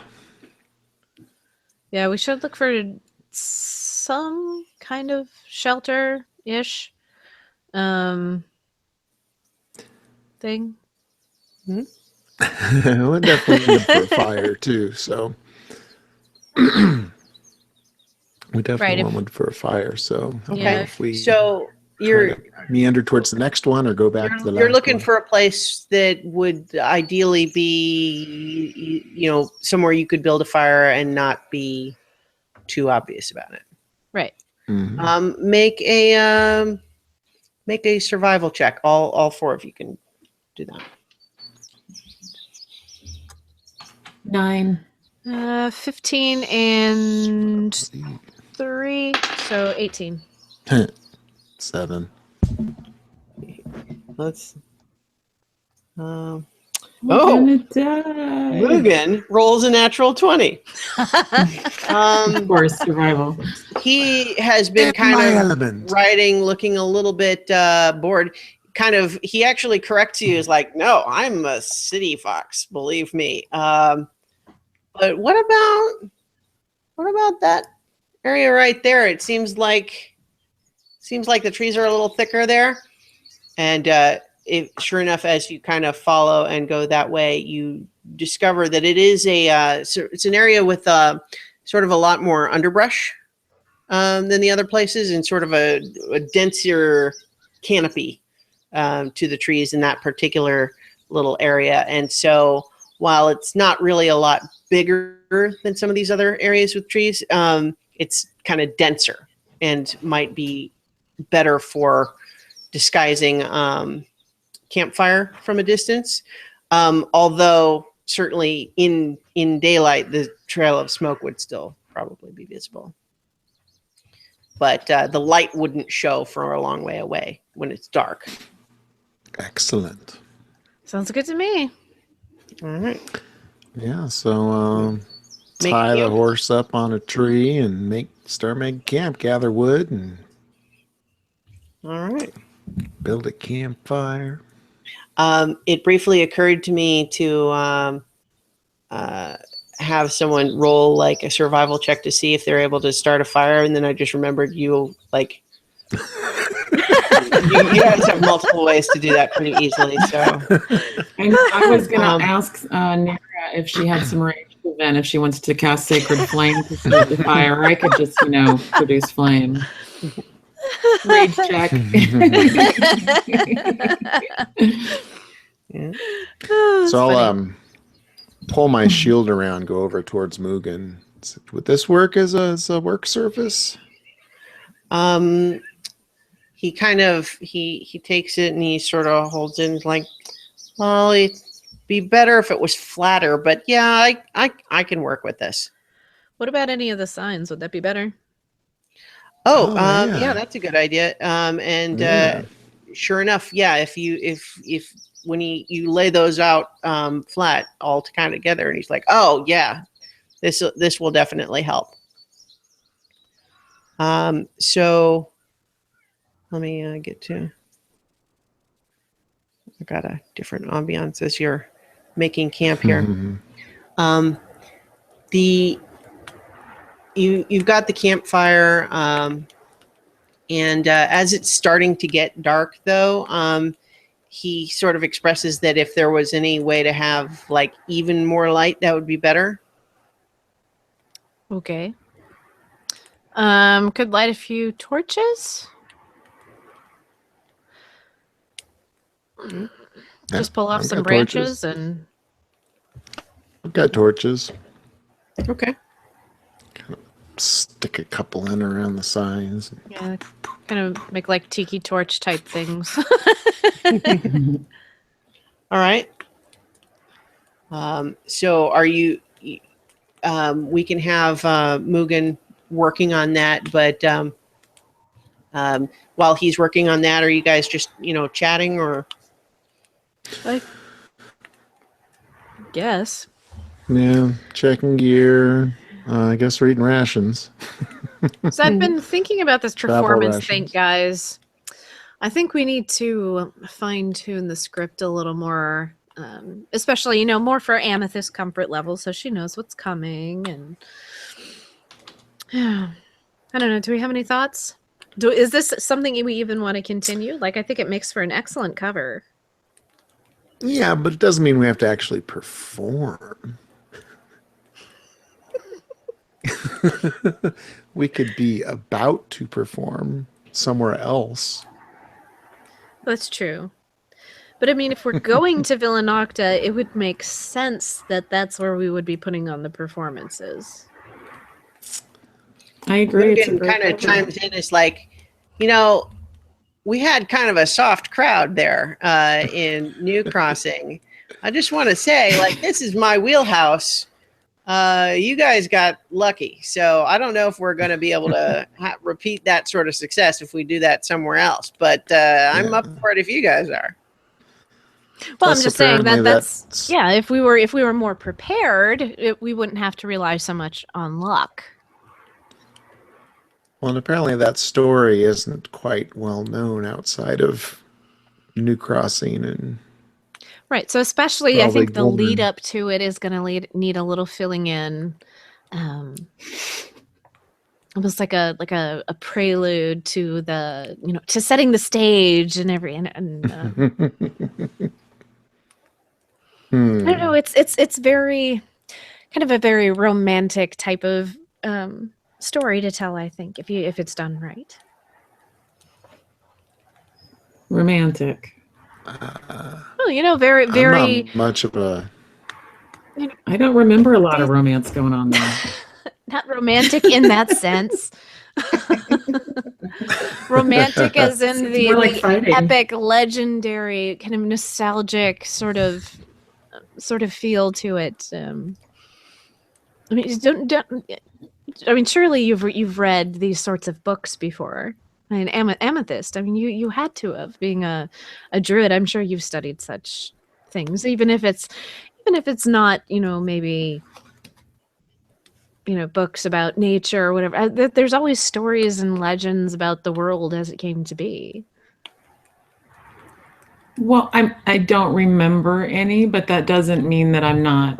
I'm into the idea. I just don't know if we should spend more time planning for that or for what happens if more crag cats pop out of this air and start attacking us and wizards disappearing and reappearing. Well, I'm just thinking, so long as we're just sitting here, camped for the night. Mm. Oh, it was just a thought. I'm just making conversation. If you don't like the idea, that's fine. I'm not much of a writer, so yeah, I don't know if I can, work with my hands, smithing and whatnot. Well, that's where the props come in. And I thought your wings were amazing. Like for the short notice that you put those together, they were really well done. Oh, well, thank you. Yeah, I guess I should work on those a little more. So what is it that you Check want with us that if you want to make a roll, but let me know. Yeah. What are you saying, Amethyst? So what is it that you're asking us to do? Well, I don't know. What I do just you thought. want to do? I don't know, I was just more thinking out loud, making conversation. Just if anybody had any thoughts, like things to add to. I mean, Mugen did an excellent job for being, put on the spot, with not really a whole lot of planning involved. I think he did a great job.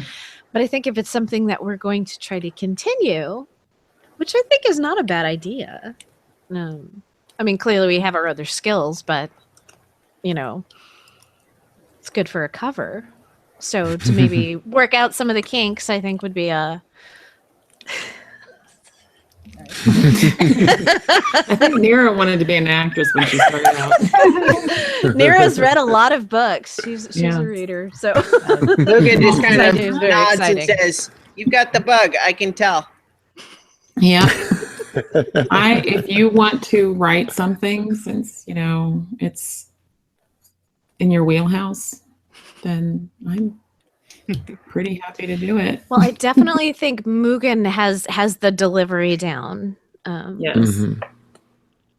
So I don't know. I suppose I could try if I had some spare parchment, which I don't think I do at the moment. Mhm. Yeah, you might have Any like a table little, contents? but Yeah, I don't really have anything, so yeah. But I can give it some thought and maybe jot some things down later, like when I have, stuff. But Sure. but so I have to say the additional voice manipulation you did on the for the Dragon's Roar, that was really incredible. It's a very nice touch. Oh, that kid's face. His face was priceless. Yeah, that was really, really great. Yeah, so I definitely think the audience participation really sells really sells it to the crowd. Yeah. Anyway, That's these are just some good call. thoughts I had. So Mugen has been making progress on these papers by now, and he actually rolled pretty high as far as his proficiency with the forgery kit. But the time has come to like, well, okay, if he's changing how the information is recorded, what is he changing it to? Well, are our heroes of legend names known? Do we want to use those names again, or should we really use alternate names? I don't know. I The think I names would were like- the problem. It was I think I would like to have my actual name on there, because there no elves are named Toots. Come on. Well, stage names. It's If we're got going to that do great the acting last thing. name. Yeah. Well, okay, so that can be Lots of put in Gs. parentheses, but I would like my actual like- name on the papers. Yeah. Mugen kind of goes, I gotcha. Known alias.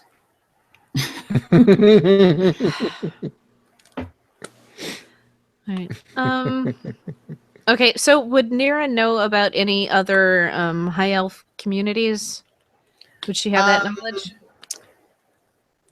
Yeah, there's a handful of others elsewhere in the mountains, other than the specific one she was from. So if you want to like just choose one of the other ones, Right.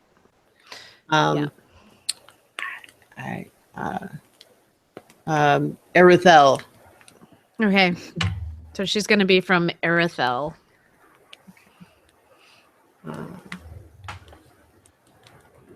Take some notes here because I'm Yeah, looking me it too. up. Okay.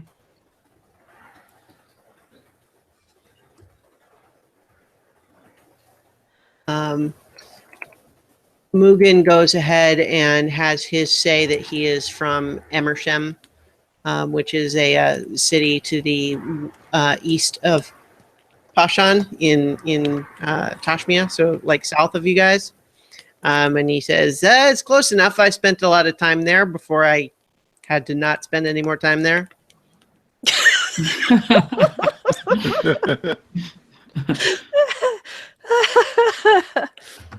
All right. So pick a place, any place, guys. Where do you want to be from? Makes sense. Was from mountains in the south, but I never knew a name for it. Player character or player Yeah. never knew the name of it. Just put mountain to the south. Yeah, I'm going to say that you were in a town kind of in the Barrier Mountains, which is sort of to the east of where you guys are now. There are dwarves under the mountains, and human and halfling cities kind of on the surface here and there. And then there's also the forest, the Lockdoor Forest, which is near it, also has some wood elves in it, or at least that's how it all stood the last time you were there. Right.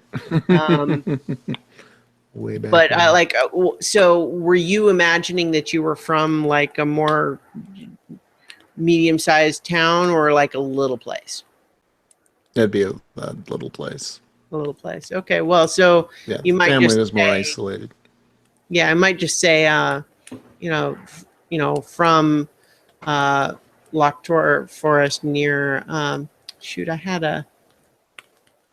I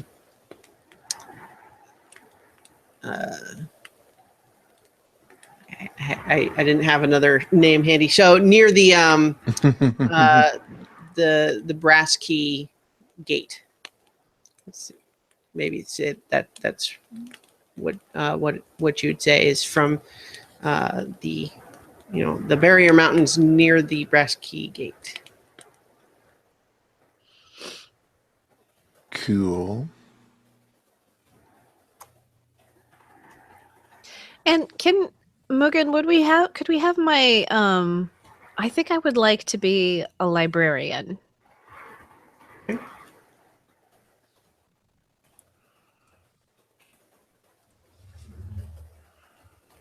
Mugen kind of turns to Amethyst.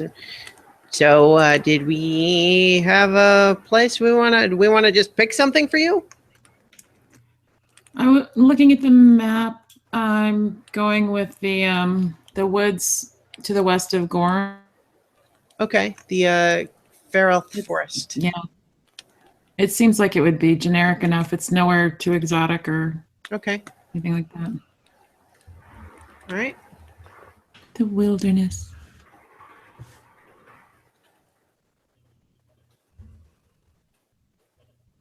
All right. Okay. Do we also need a purpose for going to Villanocta? And Well, right, like, so and that's probably a where we're profession that's from. a more reasonable profession. So you mentioned librarian, Nira. Mhm. So I can put that. I'm going to go ahead and keep circus performer for mine because that works.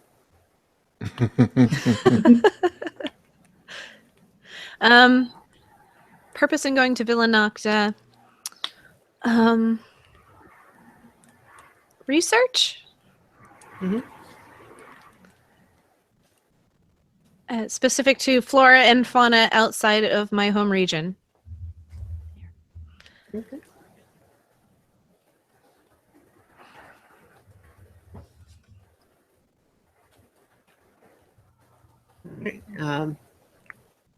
Otacree, you're pretty handy with those tools. Are you going there to be a smith or what? Yeah. You know, I have a little dated now letter of introduction for the guilds, but so yeah, I think Yeah, you might That's a want to natural. have me if we can track down what those letters look like now. I can put together something, but right now I'd only be able to recreate what you've got already. right. It's not dated. I think I'm okay.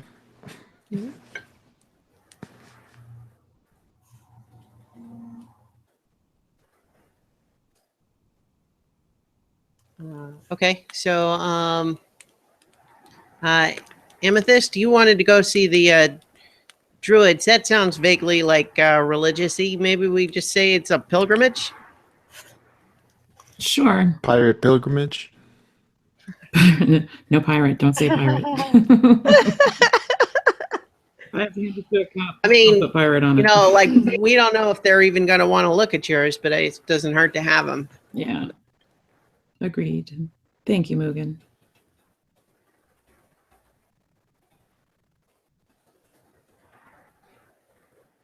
So as he is kind of starting to put the finishing touches on these things, you start to hear something just over the kind of the sound of the wind. It's kind of subtle at first, but it sounds like a woman like crying, like not just weeping sadly, but like in pain.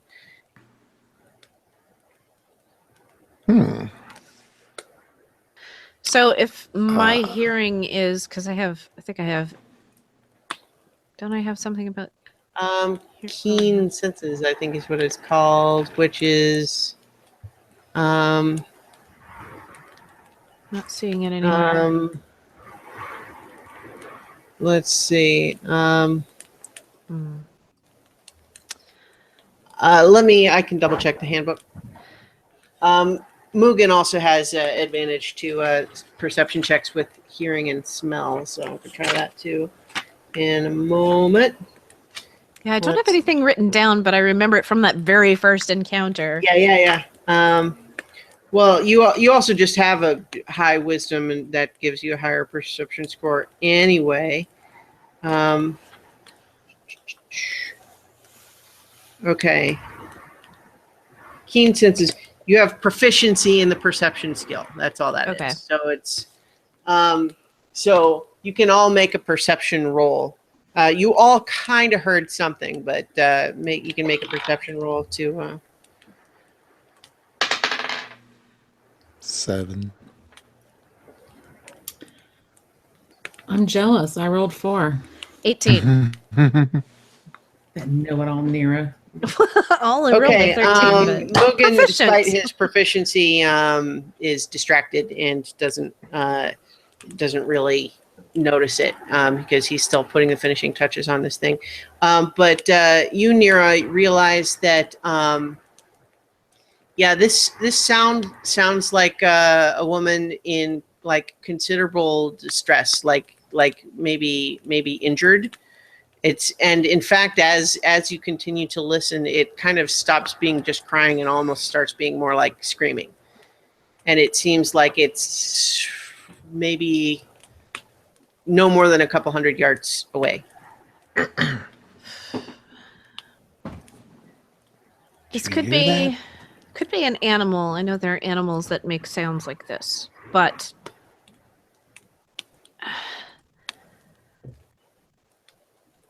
do we want to go check it out, you guys? Like, Yes, I do. Yeah, I'm gonna gear up. yeah, I'm gonna arm myself. Okay. Shield and warhammer. Rambo montage. I'm gonna get out my stick. Oh, and my shield. I do have a shield. And we've All got right, the horses so- tied up, and all four of us are going. Yeah, All right. Let me yeah, I'll just gear up and Mugen's thrilled. I'm still writing, guys. What are you Yeah. doing? okay. Oh, we could leave him to do the riding and watch the horses, but we don't like to split up. All right. So you guys are making your way through the woods. You've left your campfire and it's dark in the woods, and you're three of you have dark vision, so you're doing fine. Amethyst, you're kind of stumbling a little bit on like some of the thick underbrush because it's hard to see, but you're staying close enough to the others that you're able to follow them. Okay. The sound is definitely getting louder as you approach. And then you enter kind of a small clearing area.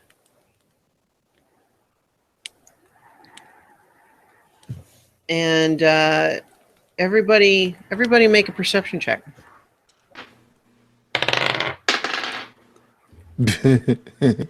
17 and 5, so 22. 10.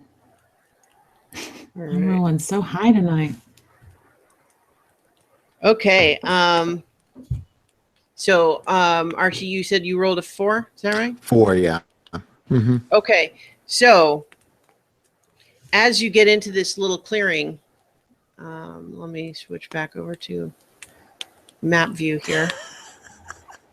So these are, trees, and then this is like thick shrubbery, so it would be difficult terrain to move through those squares. As you're entering this clearing, you realize that the sound you were following is coming like from this clearing, but you don't see anything. Like something making the sound, like the sound, and in fact, actually, as you enter the clearing, the sound stops. Oh, that's not good, you guys. And then 2 figures drop out of the trees, and we're rolling initiative. Ooh. Ottercree, you are surprised because you did not sense them dropping out of the trees. So No perception. you're going to miss a turn in this first round. But everyone roll for initiative now. Yeah, rolled a 2 plus another 2, so 4. Tied ya. We're rolling for the bottom. Oh, man. Got Okay. a 17. All right. Well, that would be great if you weren't surprised. Yeah. I know.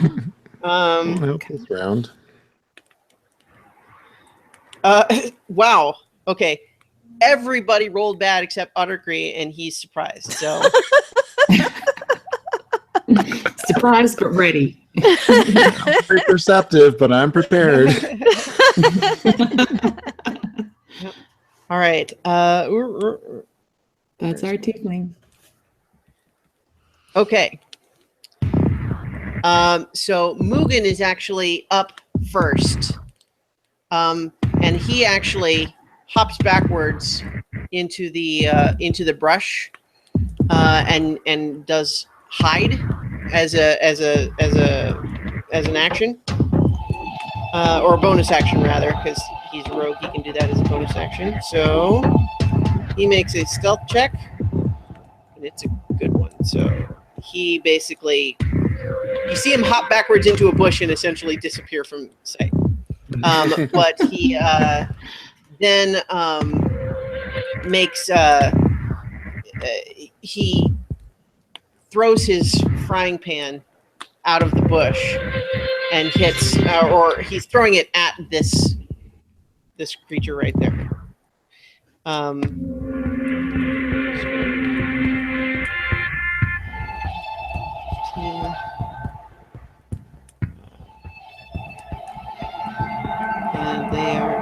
And so he actually manages to hit it and gets sneak attack damage for being hidden. Okay, so that's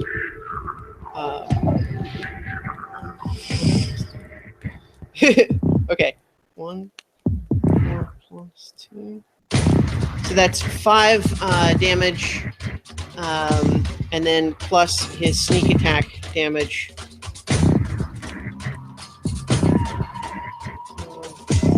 2d6. Okay, so he does 13 points of damage with this frying pan on this thing. Whoa. Nice. And it makes a satisfying clang and kind of obviously like rings the bells of this thing a little bit, but it's still kind of up and moving. And in fact, actually, now that these things have sort of emerged, they're both clearly have kind of a like feminine body shape, but they're wearing these masks that have like horns and sort of this leering, devilish smile with like bared fangs and everything on the masks.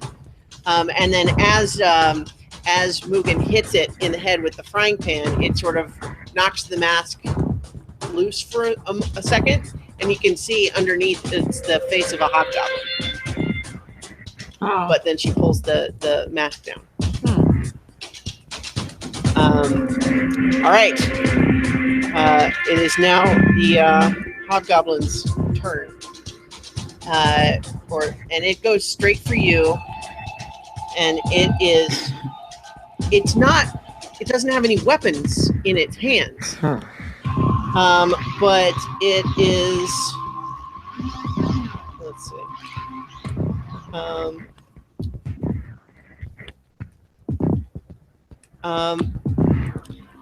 And like almost faster than you can see, it's just going whap, whap, whap, whap, and it's making these unarmed strikes, but it makes 4 of them before you can even like sort of process that it's happening. 2 of them manage to just kind of be glanced off by your armor, but one of them is a hit and the other is a critical hit. So of the 4, it hits you once with a regular attack and once with a critical.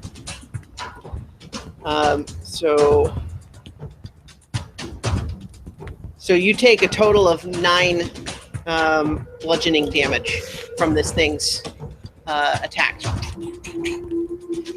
And then Wow. So you're down to you're down 14 now? right. Down to 15, yeah. And then I'm going to say that you had the opportunity to take a short rest. So if you want to say that you spent a hit die when you were back at the camp, I'll allow that. Yeah. Okay. So you can roll one of your hit die. Okay. So you Plus combo. Just can't help him. yeah. So 17. Okay. So and then after it finishes with its hits, it just seems to just disappear into the shadow and appear over here. It's really loud. Yeah.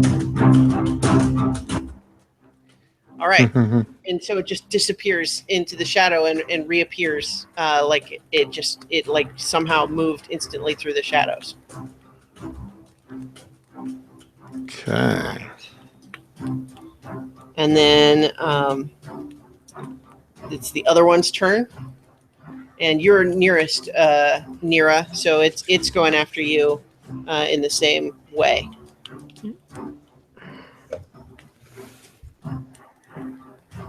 Just so you're prepared, I'm going to be using Wrath of the Storm as soon as it hits me. All right. So it again, similar to him actually, 2 of its 4 attacks miss, but 1 hits and another is a critical. God damn it. And so the regular hit does 6 damage.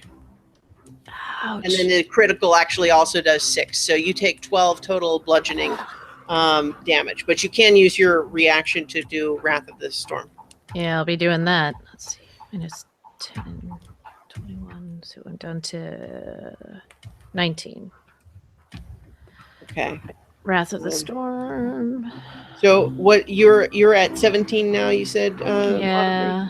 Or I said Articry, but you're also at 17 now? No, I'm at 19. Okay. Looking for Wrath of the Storm, what that does. And Nira, you're 31 minus 12. Yeah. Okay. Wrath of the Storm, I can pull it up. Oh, Yeah, no, wait. what? No, I don't have it in my app here. Wrath of the Storm, I don't know why I don't have that. I think it's scrolled down, or it should have been. Oh, yeah, why don't you have it? It should be there. No, here it is. What you have is reaction to hit 3 times before resting. You don't have the damage on it. So Yeah. I'll pull that up. Okay, so yeah, as it's trying to pull away, after striking you with these unarmed blows, you do manage to reach out with your reaction, channeling this electrical energy, and it has to make a dexterity saving throw.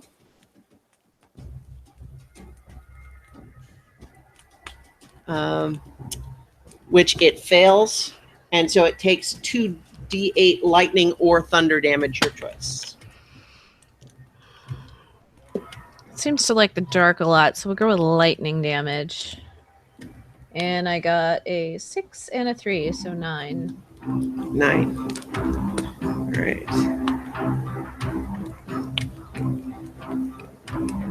Okay. Minus 9. All right. So as the other one did, though, as soon as it finishes its attack, and you can see it sort of shaking with the electrical energy, but it also dissolves into these shadows and appears over here. All right, Amethyst, you're up.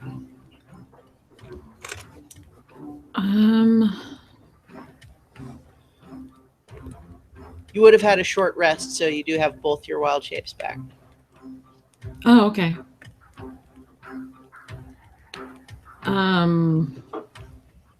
Panda. Tree. Do what? No, I'm just kidding. So go ahead. Are they up in the tree or are they on the ground? No, they're on the ground still. They're just jumping around. Okay.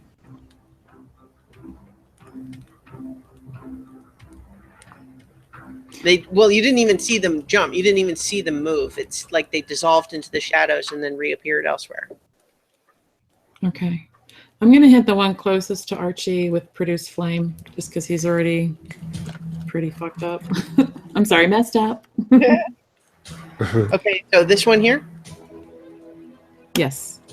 All right, so make your spell attack, which I believe is just the d20 plus 5.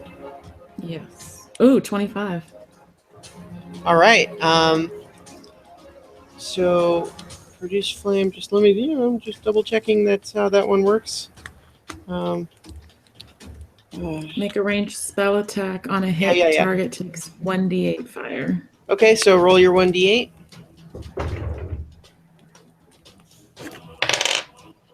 8. Oh, nice. So you can see it.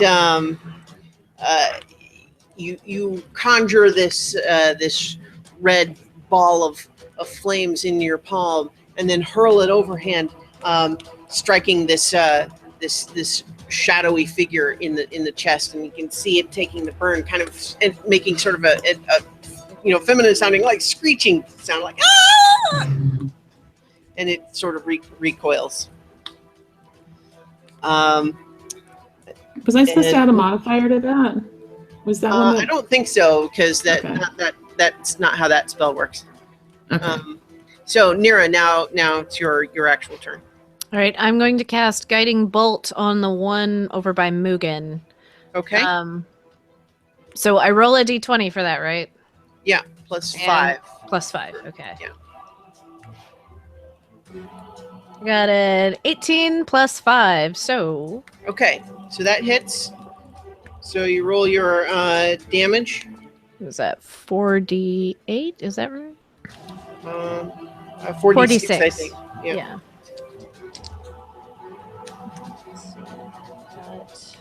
5, 11, 14. 14. Okay. And now y'all got advantage on that one. Right. So this one, you see, it takes this bolt of brilliant white energy that just really, it's almost, it's hard to look at even in the darkness. But it streaks out, hits this thing, actually knocks it, like it's staggered and looking pretty wounded at this point. And it's also kind of glowing with this same sort of shimmering energy, making it very easy to see in the darkness. And so now, Otacree, you get a turn. Okay. Let's see. Okay, I need to move. I'm gonna cast Bane. So I need to move to get them within 20 feet. So I need to go down 1 and over left 2. Like you want? Yeah. Okay, So I think then they're both within range. Okay, let me looking up how Bane works. Cast Bane, which means I think they make a charisma saving throw. Okay. Yeah, they each must make a charisma saving throw, and each one of them, anyone that fails has to roll a d4 and subtract that number from their rolls until the spell. For attacks and saves for up to a minute. Does that include allies or just enemies? No, that's just the bad guys. Only the bad guys. Okay. So what is your spell save DC? Spell save DC is 13. 13. Okay, one of them, this one fails it, and this one succeeds. So this one is affected by the Bane. Okay.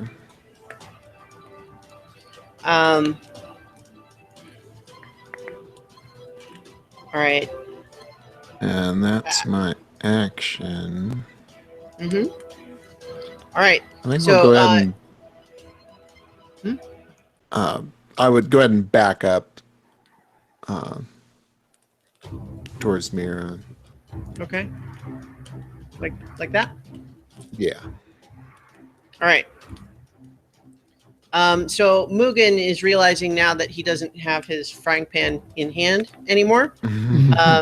And so he doesn't really want to get any closer to this thing. So he's gonna stay where he is and throw a firework. Nice.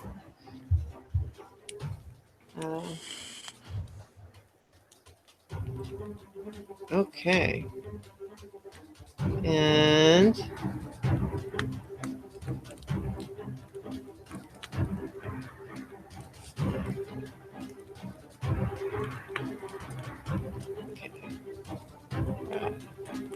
Okay, so he manages to sort of clip this figure on the shoulder, and it explodes nearby, and you can see it sort of recoil from the shock, and it takes 4 points of damage, and it's looking really, really wounded right now.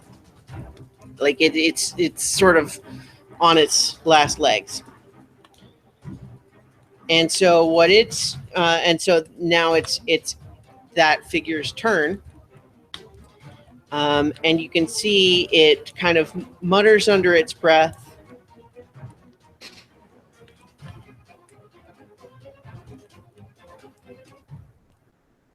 Okay. So it first calls out to the other figure. It's speaking in Goblin. I think Nira, you can speak Goblin. Is that right? Yes, that's right. So it speaks. It says in Goblin, says, "Do it. I must flee."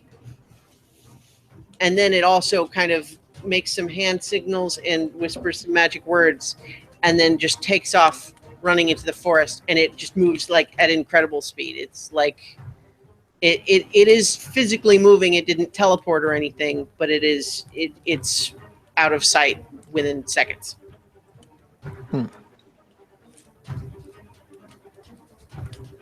Like it was clearly running supernaturally, like magically fast. Okay. All right, and it's the other one's turn, and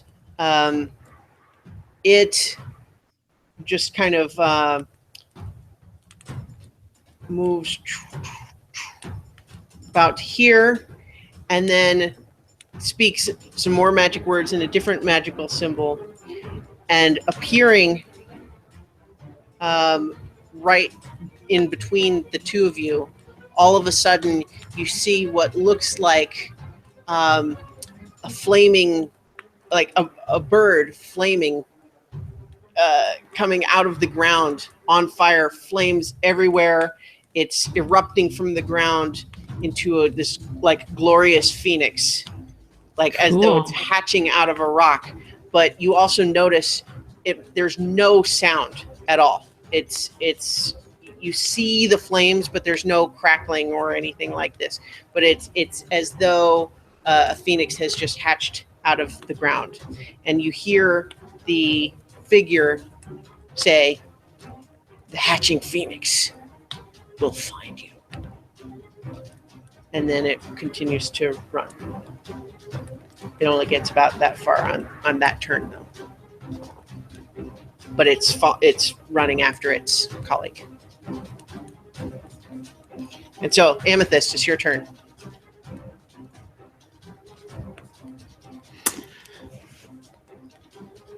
So we have a phoenix without a token, or we don't have a token because it hasn't. Well, so but what you see is the phoenix seems to be right here. I don't have a token for it, but Okay.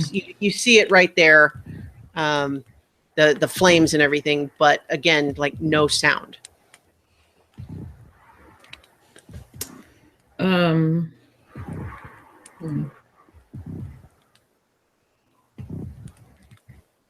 I think I'm gonna cast poison spray at the phoenix.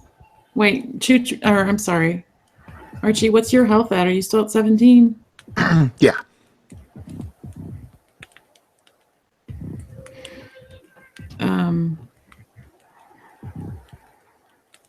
Do you have a self heal, or are you? I do not. Self heal. You can use your lay on hands on yourself. Oh, okay. Okay, I'm gonna cast poison spray at the phoenix. Then I don't see the point in throwing fire at it. So you conjure the magical burst of poison and extend your hand, spraying this puff of toxic fumes out of your hand directly into the face of this phoenix, and the gas seems to pass right through it with no effect. Okay. Nira, your turn. I'm thinking.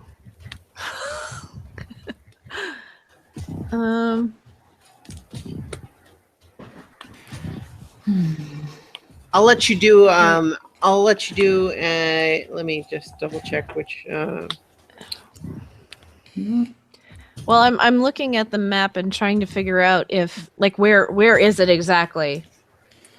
Between So the Phoenix seems to be right here, but go ahead and make an intelligence check. Investigation.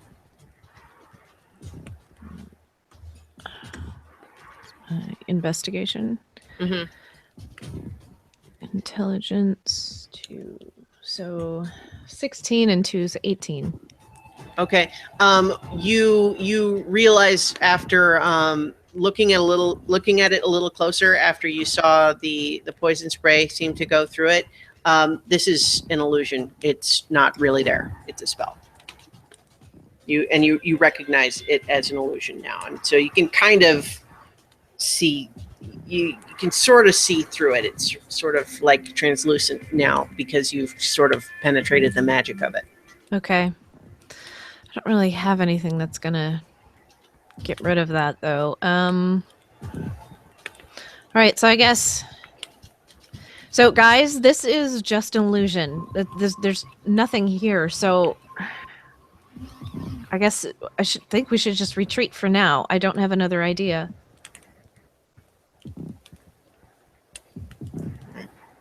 Mugen pops out of the bushes. I'm okay with that. I mean, both the things left, right?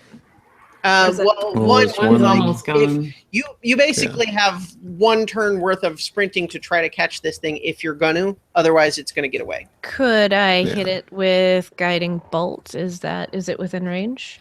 Let me double check what the range is. What is the range according to? Looking for it now. 120 feet. Oh yeah, it's definitely in that range. So you can make that attack if you want. Okay, I'm doing that. Okay. So then it's the thing plus 5, right? Mm-hmm. You'd think I'd know this by now. Well, that was a 12 plus 5, so thank God for the. Okay. Yeah, so that's enough to hit. So so roll your 4d6. Mm-hmm. Right, 7, 9, 10. Okay, 10 total. Yes. Okay, so as it's running, you send out another streak of this radiant white energy and hit it in the back, and you can see it stagger but it keeps running. Damn it! So it took the damage, but it is continuing to flee. Man, I hit that sucker for a lot too. All right. Are you chasing it, or you just sent the spell? Because you still have your movement. Yeah, I guess I'll go after it. I may as well. This is difficult terrain, so 2, 3, 4, 5, 6, and so you can get about there in that turn. Autocree, it's your turn. Are you chasing it too? I would like to swap to my crossbow. Okay, And give it a shot. go for it. Actions, okay. And I rolled a 17 plus 3. Okay, yeah, that's another hit. You roll your damage. 1d8.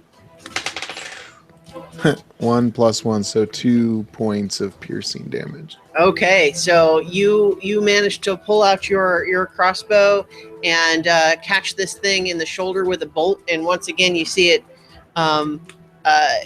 It kind of staggers, even goes down on one knee for a second, and it's bleeding, but it's continuing to run, or it's not down. Unfortunately, not a super damaging hit. And Mhm. so on its turn, which it is now, you see it give the same sort of verbal and hand cues that the other one did, and all of a sudden just shoots off, like running far faster than you could run. Like it's moving like 100 feet per second. Like it's 100 feet away by now. You can't see it anymore through the brush. Freaking hobgoblins. Wonder if they're related. You should have used that command thing on it again. It's probably his grandkids or something. All right, so I mean, unless you guys want to still continue to sprint after it, No. you're No. escaping. Let's say we. Okay. Run away. I guess we could, or I'll take a minute to investigate the clearing, see if they left anything behind. Okay. Everyone want to do that? You can all make an investigation check. Sure. Yeah. Natural 20. 18 plus. Not in combat.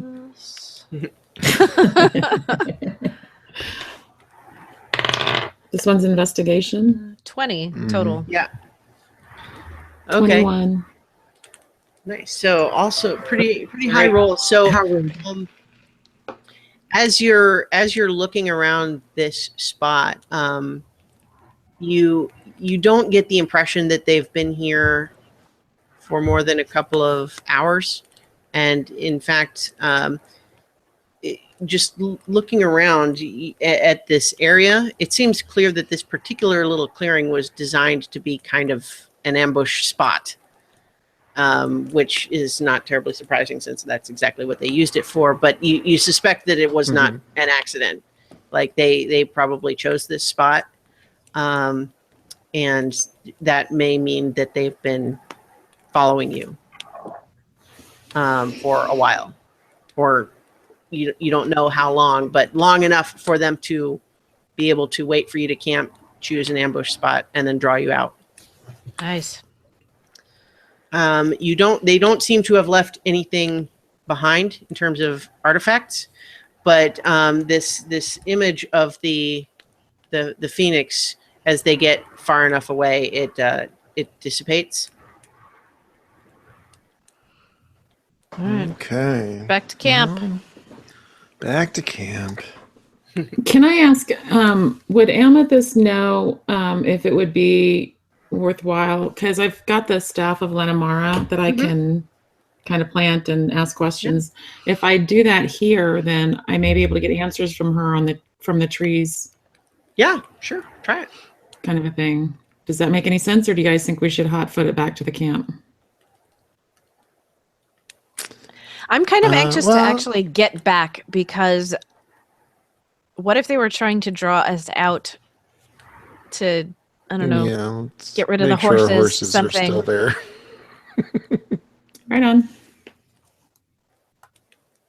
Back we go. Make a beeline. All right. So you make your way back to camp, and it's as you left it. All right. Well, we got that. Right. Well, we're definitely going to need to set a watch, guys. So I'll take the first watch. I only need 4 hours, so y'all can rest and decide amongst yourselves. Okay. I'm gonna lay hands on myself for my remaining 5 points of the day. All right. So up to 22. I'll take a watch so you can have privacy with your handling. So let's see. What is? Yeah. So wake me up when I need to watch. Looking up my stuff. Oh, where the heck are you? There you are. All right. So I'll go ahead and just assume that you guys you figure out a watch rotation, and you're settling in to get a night's sleep, which will constitute a long rest. Were you going to do anything else during that time? So during a long rest, do we get hit points back? Yes, long rest. Okay. You basically get everything back: spell slots, hit points. Okay. Yeah. Then yeah, I won't mess with any of that other stuff. Did you want to use your staff, Amethyst?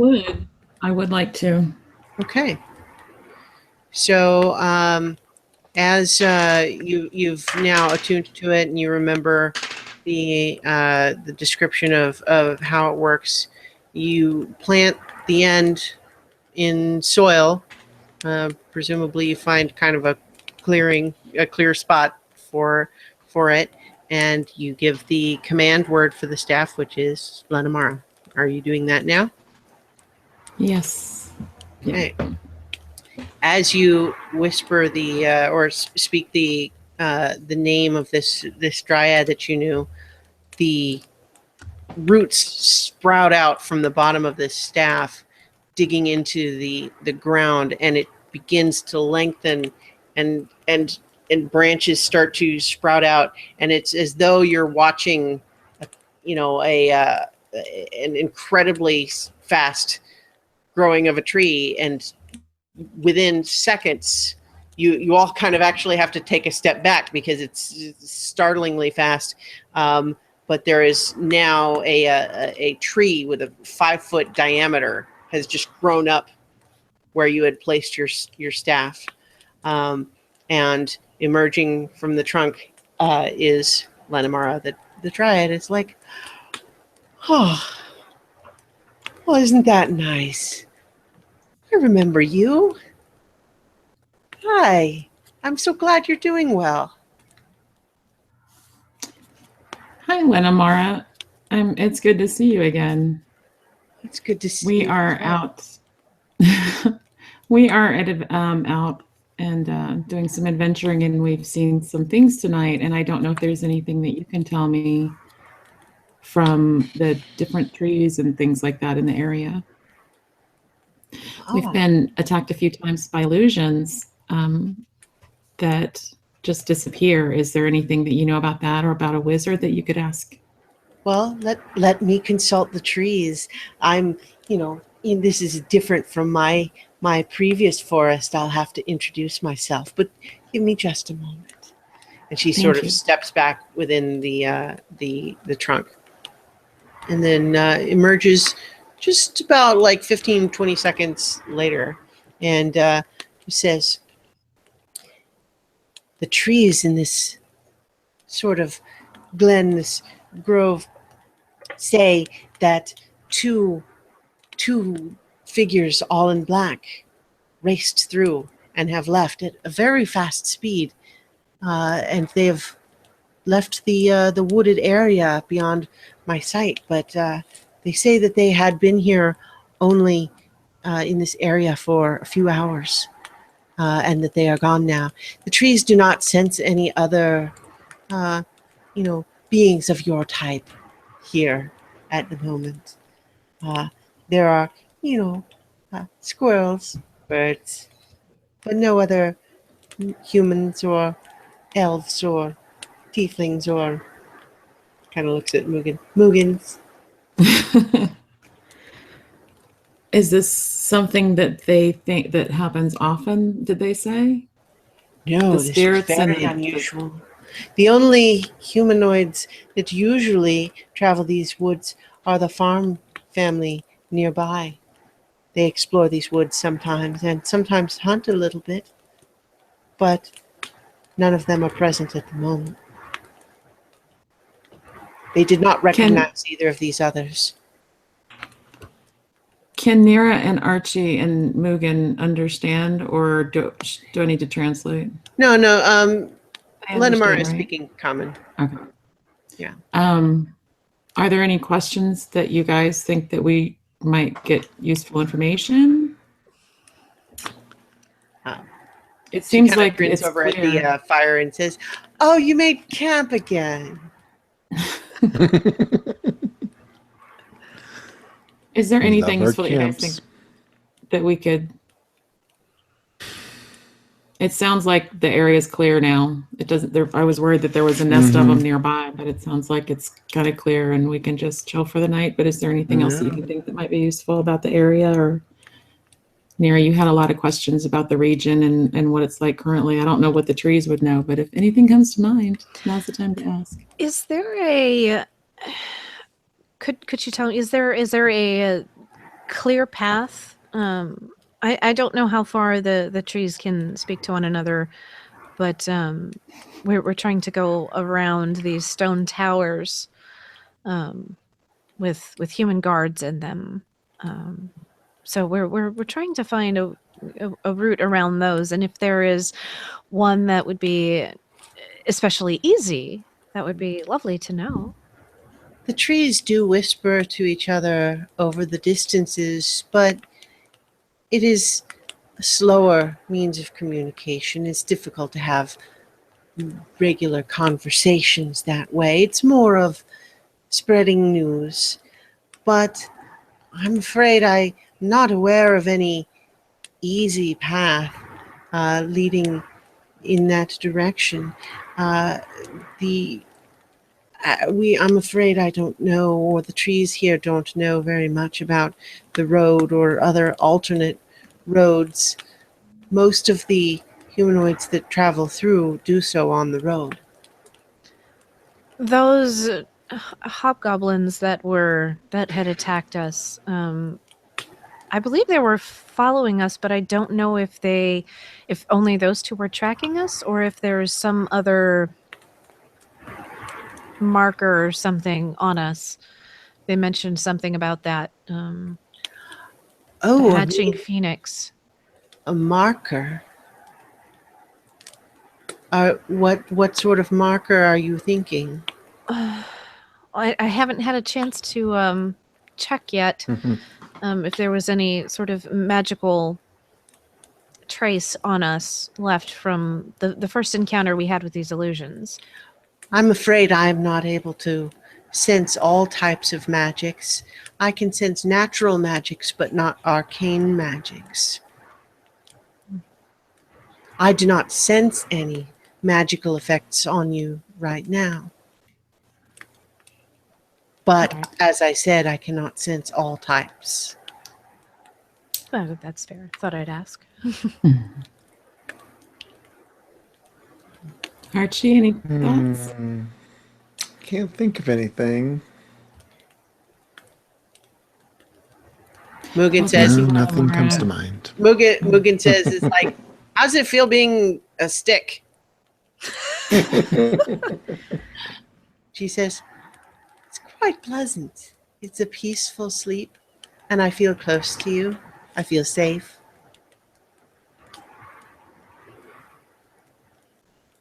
All right. Well, that's nice. I like to keep my sticks happy. Thank you, Lindenbar. I appreciate all the information. Thank you. Is there anything that we can do to make you more comfortable? Not right now. If you like, I know that you beings need to sleep. I can stand watch for you if you like. I like the sound of that. Yeah. Sounds good to me. Thank you, Laura. Another set of eyes never hurts. Indeed, I and the other trees of this grove will ensure that none may approach you unawares. Thank you. Thank you very much. Very well. All right, so I would like to do the ritual detect magic, just kind of all around to see if any of us have been tainted by something or magic cooties. While everyone is kind of waiting on that, Mugen does just finish the last little bits of preparing those updated documents and rolled pretty high with his check with his forgery tools.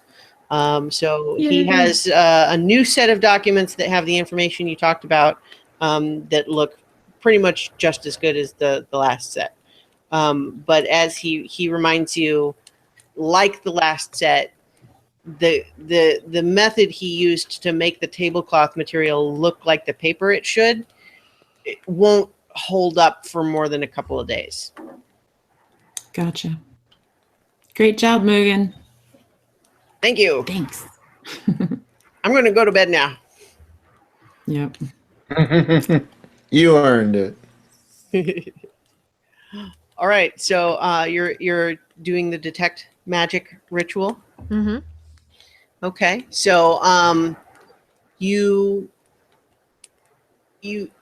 sort of, it's as though like another set of eyes opens and you're receptive to like auras of magical things around you. You certainly see powerful spiritual magic aura from Lenamara, her tree, and you can see the various magic items you have give off this same sort, their own respective auras.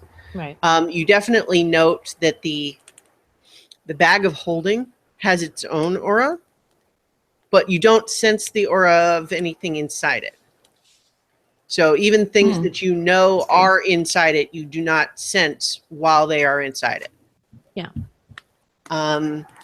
You kind of are you just walking around the campsite, or are you exploring any further than that? Maybe just a little bit outside, but not too far. Like I want to make sure I get the horses and Right. kind of the perimeter. Right. You don't. You do notice that each of you, the scar you have from after fighting Zorath and when the stolen moment exploded, has its own aura, but it's of a type that you're not familiar with. Like it doesn't. You don't recognize it as any kind of magic you're familiar with, but the scar itself has sort of an aura to it. Mm-hmm. But you don't sense any other auras that you wouldn't expect from magic items that you know about and so on. But I also don't. Did you like take out anything from the bag of holding? So you didn't check the stuff that's inside, but you did see that you can't sense it Right. when it's in the bag of holding. Yeah, sure. I got time to kill. We'll go through some stuff. So there's like the box, and there's a sword, and you do find Mugen's magic sword that he got from the trap mountain. Mugen is now asleep. He never attuned to it, so you guys don't really know what it does other than it being magic. And so you can definitely sense very powerful magic in it, but someone would need to either attune to it or do an identify spell, which none of you know, to know exactly what the magic on it does. But it's definitely magic, and you don't completely know what it is because no one has attuned to it. right. Is the box still magic? The box itself is, the magic is almost in that it is an absence of magic. Okay. Part of what its design is that it makes it sort of like invisible to magic. It's as though you're seeing everything through two sets of eyes right now, but you literally can only see it with your actual physical eyes. Like when you try to sense it magically, when it's closed, it's just nothing. It's just there's nothing there. But when it's open, you do sense the residual magic of the stolen moment itself. Okay. Trying to think if there's anything else in there. Like there were some scrolls. Yeah, Some there vials. was a lesser restoration scroll. Gold There was and the potions. potion of fire breathing. There was a number of poisons that are not inherently magical. But yeah, so of the things The that you dragon have, wings. of the things that you have, the only things that are not sort of like the residual magic of the stolen moment resembles the aura around your scar. Mm-hmm. You're not familiar with how the box would be made, but it seems fairly straightforward what it does. It's kind of like the bag of holding in the sense that it like Contains. whatever's inside it can't be sensed from outside. But whereas the bag of holding can itself be sensed, the box can't be sensed either. So, Okay. and what Travis told you about it was that that's what the box was for, is to make it so you can't track it magically. Okay. Because you would be like, even though it's more advanced than you can do, you're vaguely familiar with the idea that there are spells like scrying spells Right. that are designed for trying to track an object from a great distance. And so the box is designed to prevent that. Okay. That's why he was so confused how they could have been ambushed to steal it. Right. All right. So I have one more thing I want to do before my long rest. Mm-hmm. I'm trying to find it. Oh, I can do that as a ritual also. Yeah. I'm reading the thing. I'm assuming everyone else is going to sleep now because she only needs 4 hours of sleep. So, Right. or Yeah. even trance. Okay, so that only works for the next 30 minutes. Okay. Never mind. I was thinking about augury, but it's only for the next an action that I would take within the next 30 minutes. Right. Trying to remember what that does. It says What's by augury casting do? gem inlaid sticks, rolling dragon bones, laying out ornate cards, or employing some other divining tool, you receive an omen from an otherworldly entity about the results of a specific course of action that you plan to take within the next 30 minutes. The DM chooses from the following possible Yeah. results. But yeah, you're Ooh. right that it's designed for something you're just like about to do right away. It's not Right. like a, should we go this way? What will happen in 3 days? It's like, no, we're going to do something shortly. How's Right. that going to go? Neat. Right. All right.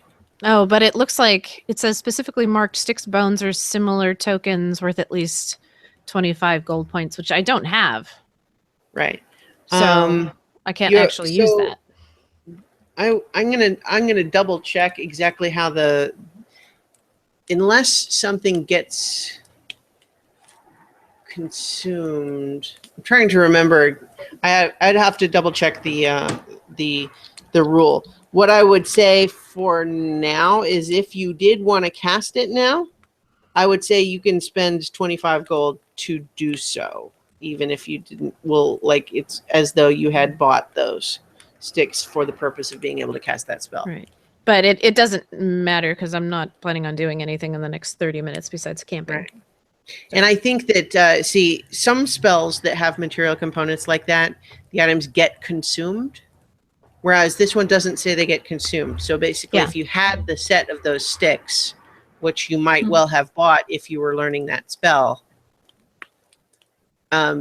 you can cast it as many times as you want with that same set. Okay. That's cool. All right. I just never even really looked at it before. I was like, oh, I'll do that. And then, yeah, it's just it's totally useless right now. Yeah. Okay. No, that's Okay. it. That's all I All had. right. Well, so then as you lay down for your long rest, we'll bring this session to a close. Fade to black. Yes, indeed. Okay. Good, because I'm getting tired. Well, I'm glad I got to talk to Lena Mara without Mugen here because he just thinks she's a dumb old stick. I don't want to yell at him. Well, I'm just glad she didn't go all like stalkery on me. What you doing? How was everything? Are you praying? Stop. Speaking of which, you did just go to your long rest without doing your little prayer. Well, but he sent me on a mission, and No, I'm just observing. That's all. well, I did think about it, but Mhm. I don't know. Do it real quick. I guess I could still do it, right? Well, we're You're not sleepy done yet. for Do it this quick. session. We can talk about that when we start up again. I don't know. Oh. This is how you learn to remember, Starla. I did remember. I was just like, I Well, didn't learn anything today. This is how you learn to choose better next time. All right. So thank you, everybody, for listening and or watching. And we'll be back next time. What's going to happen next? We've got 2 mysterious things going on. Further travel. What's going to happen? We'll see. Dun, All dun, right. dun. So good night on so many levels. Nice. So Good night. levels.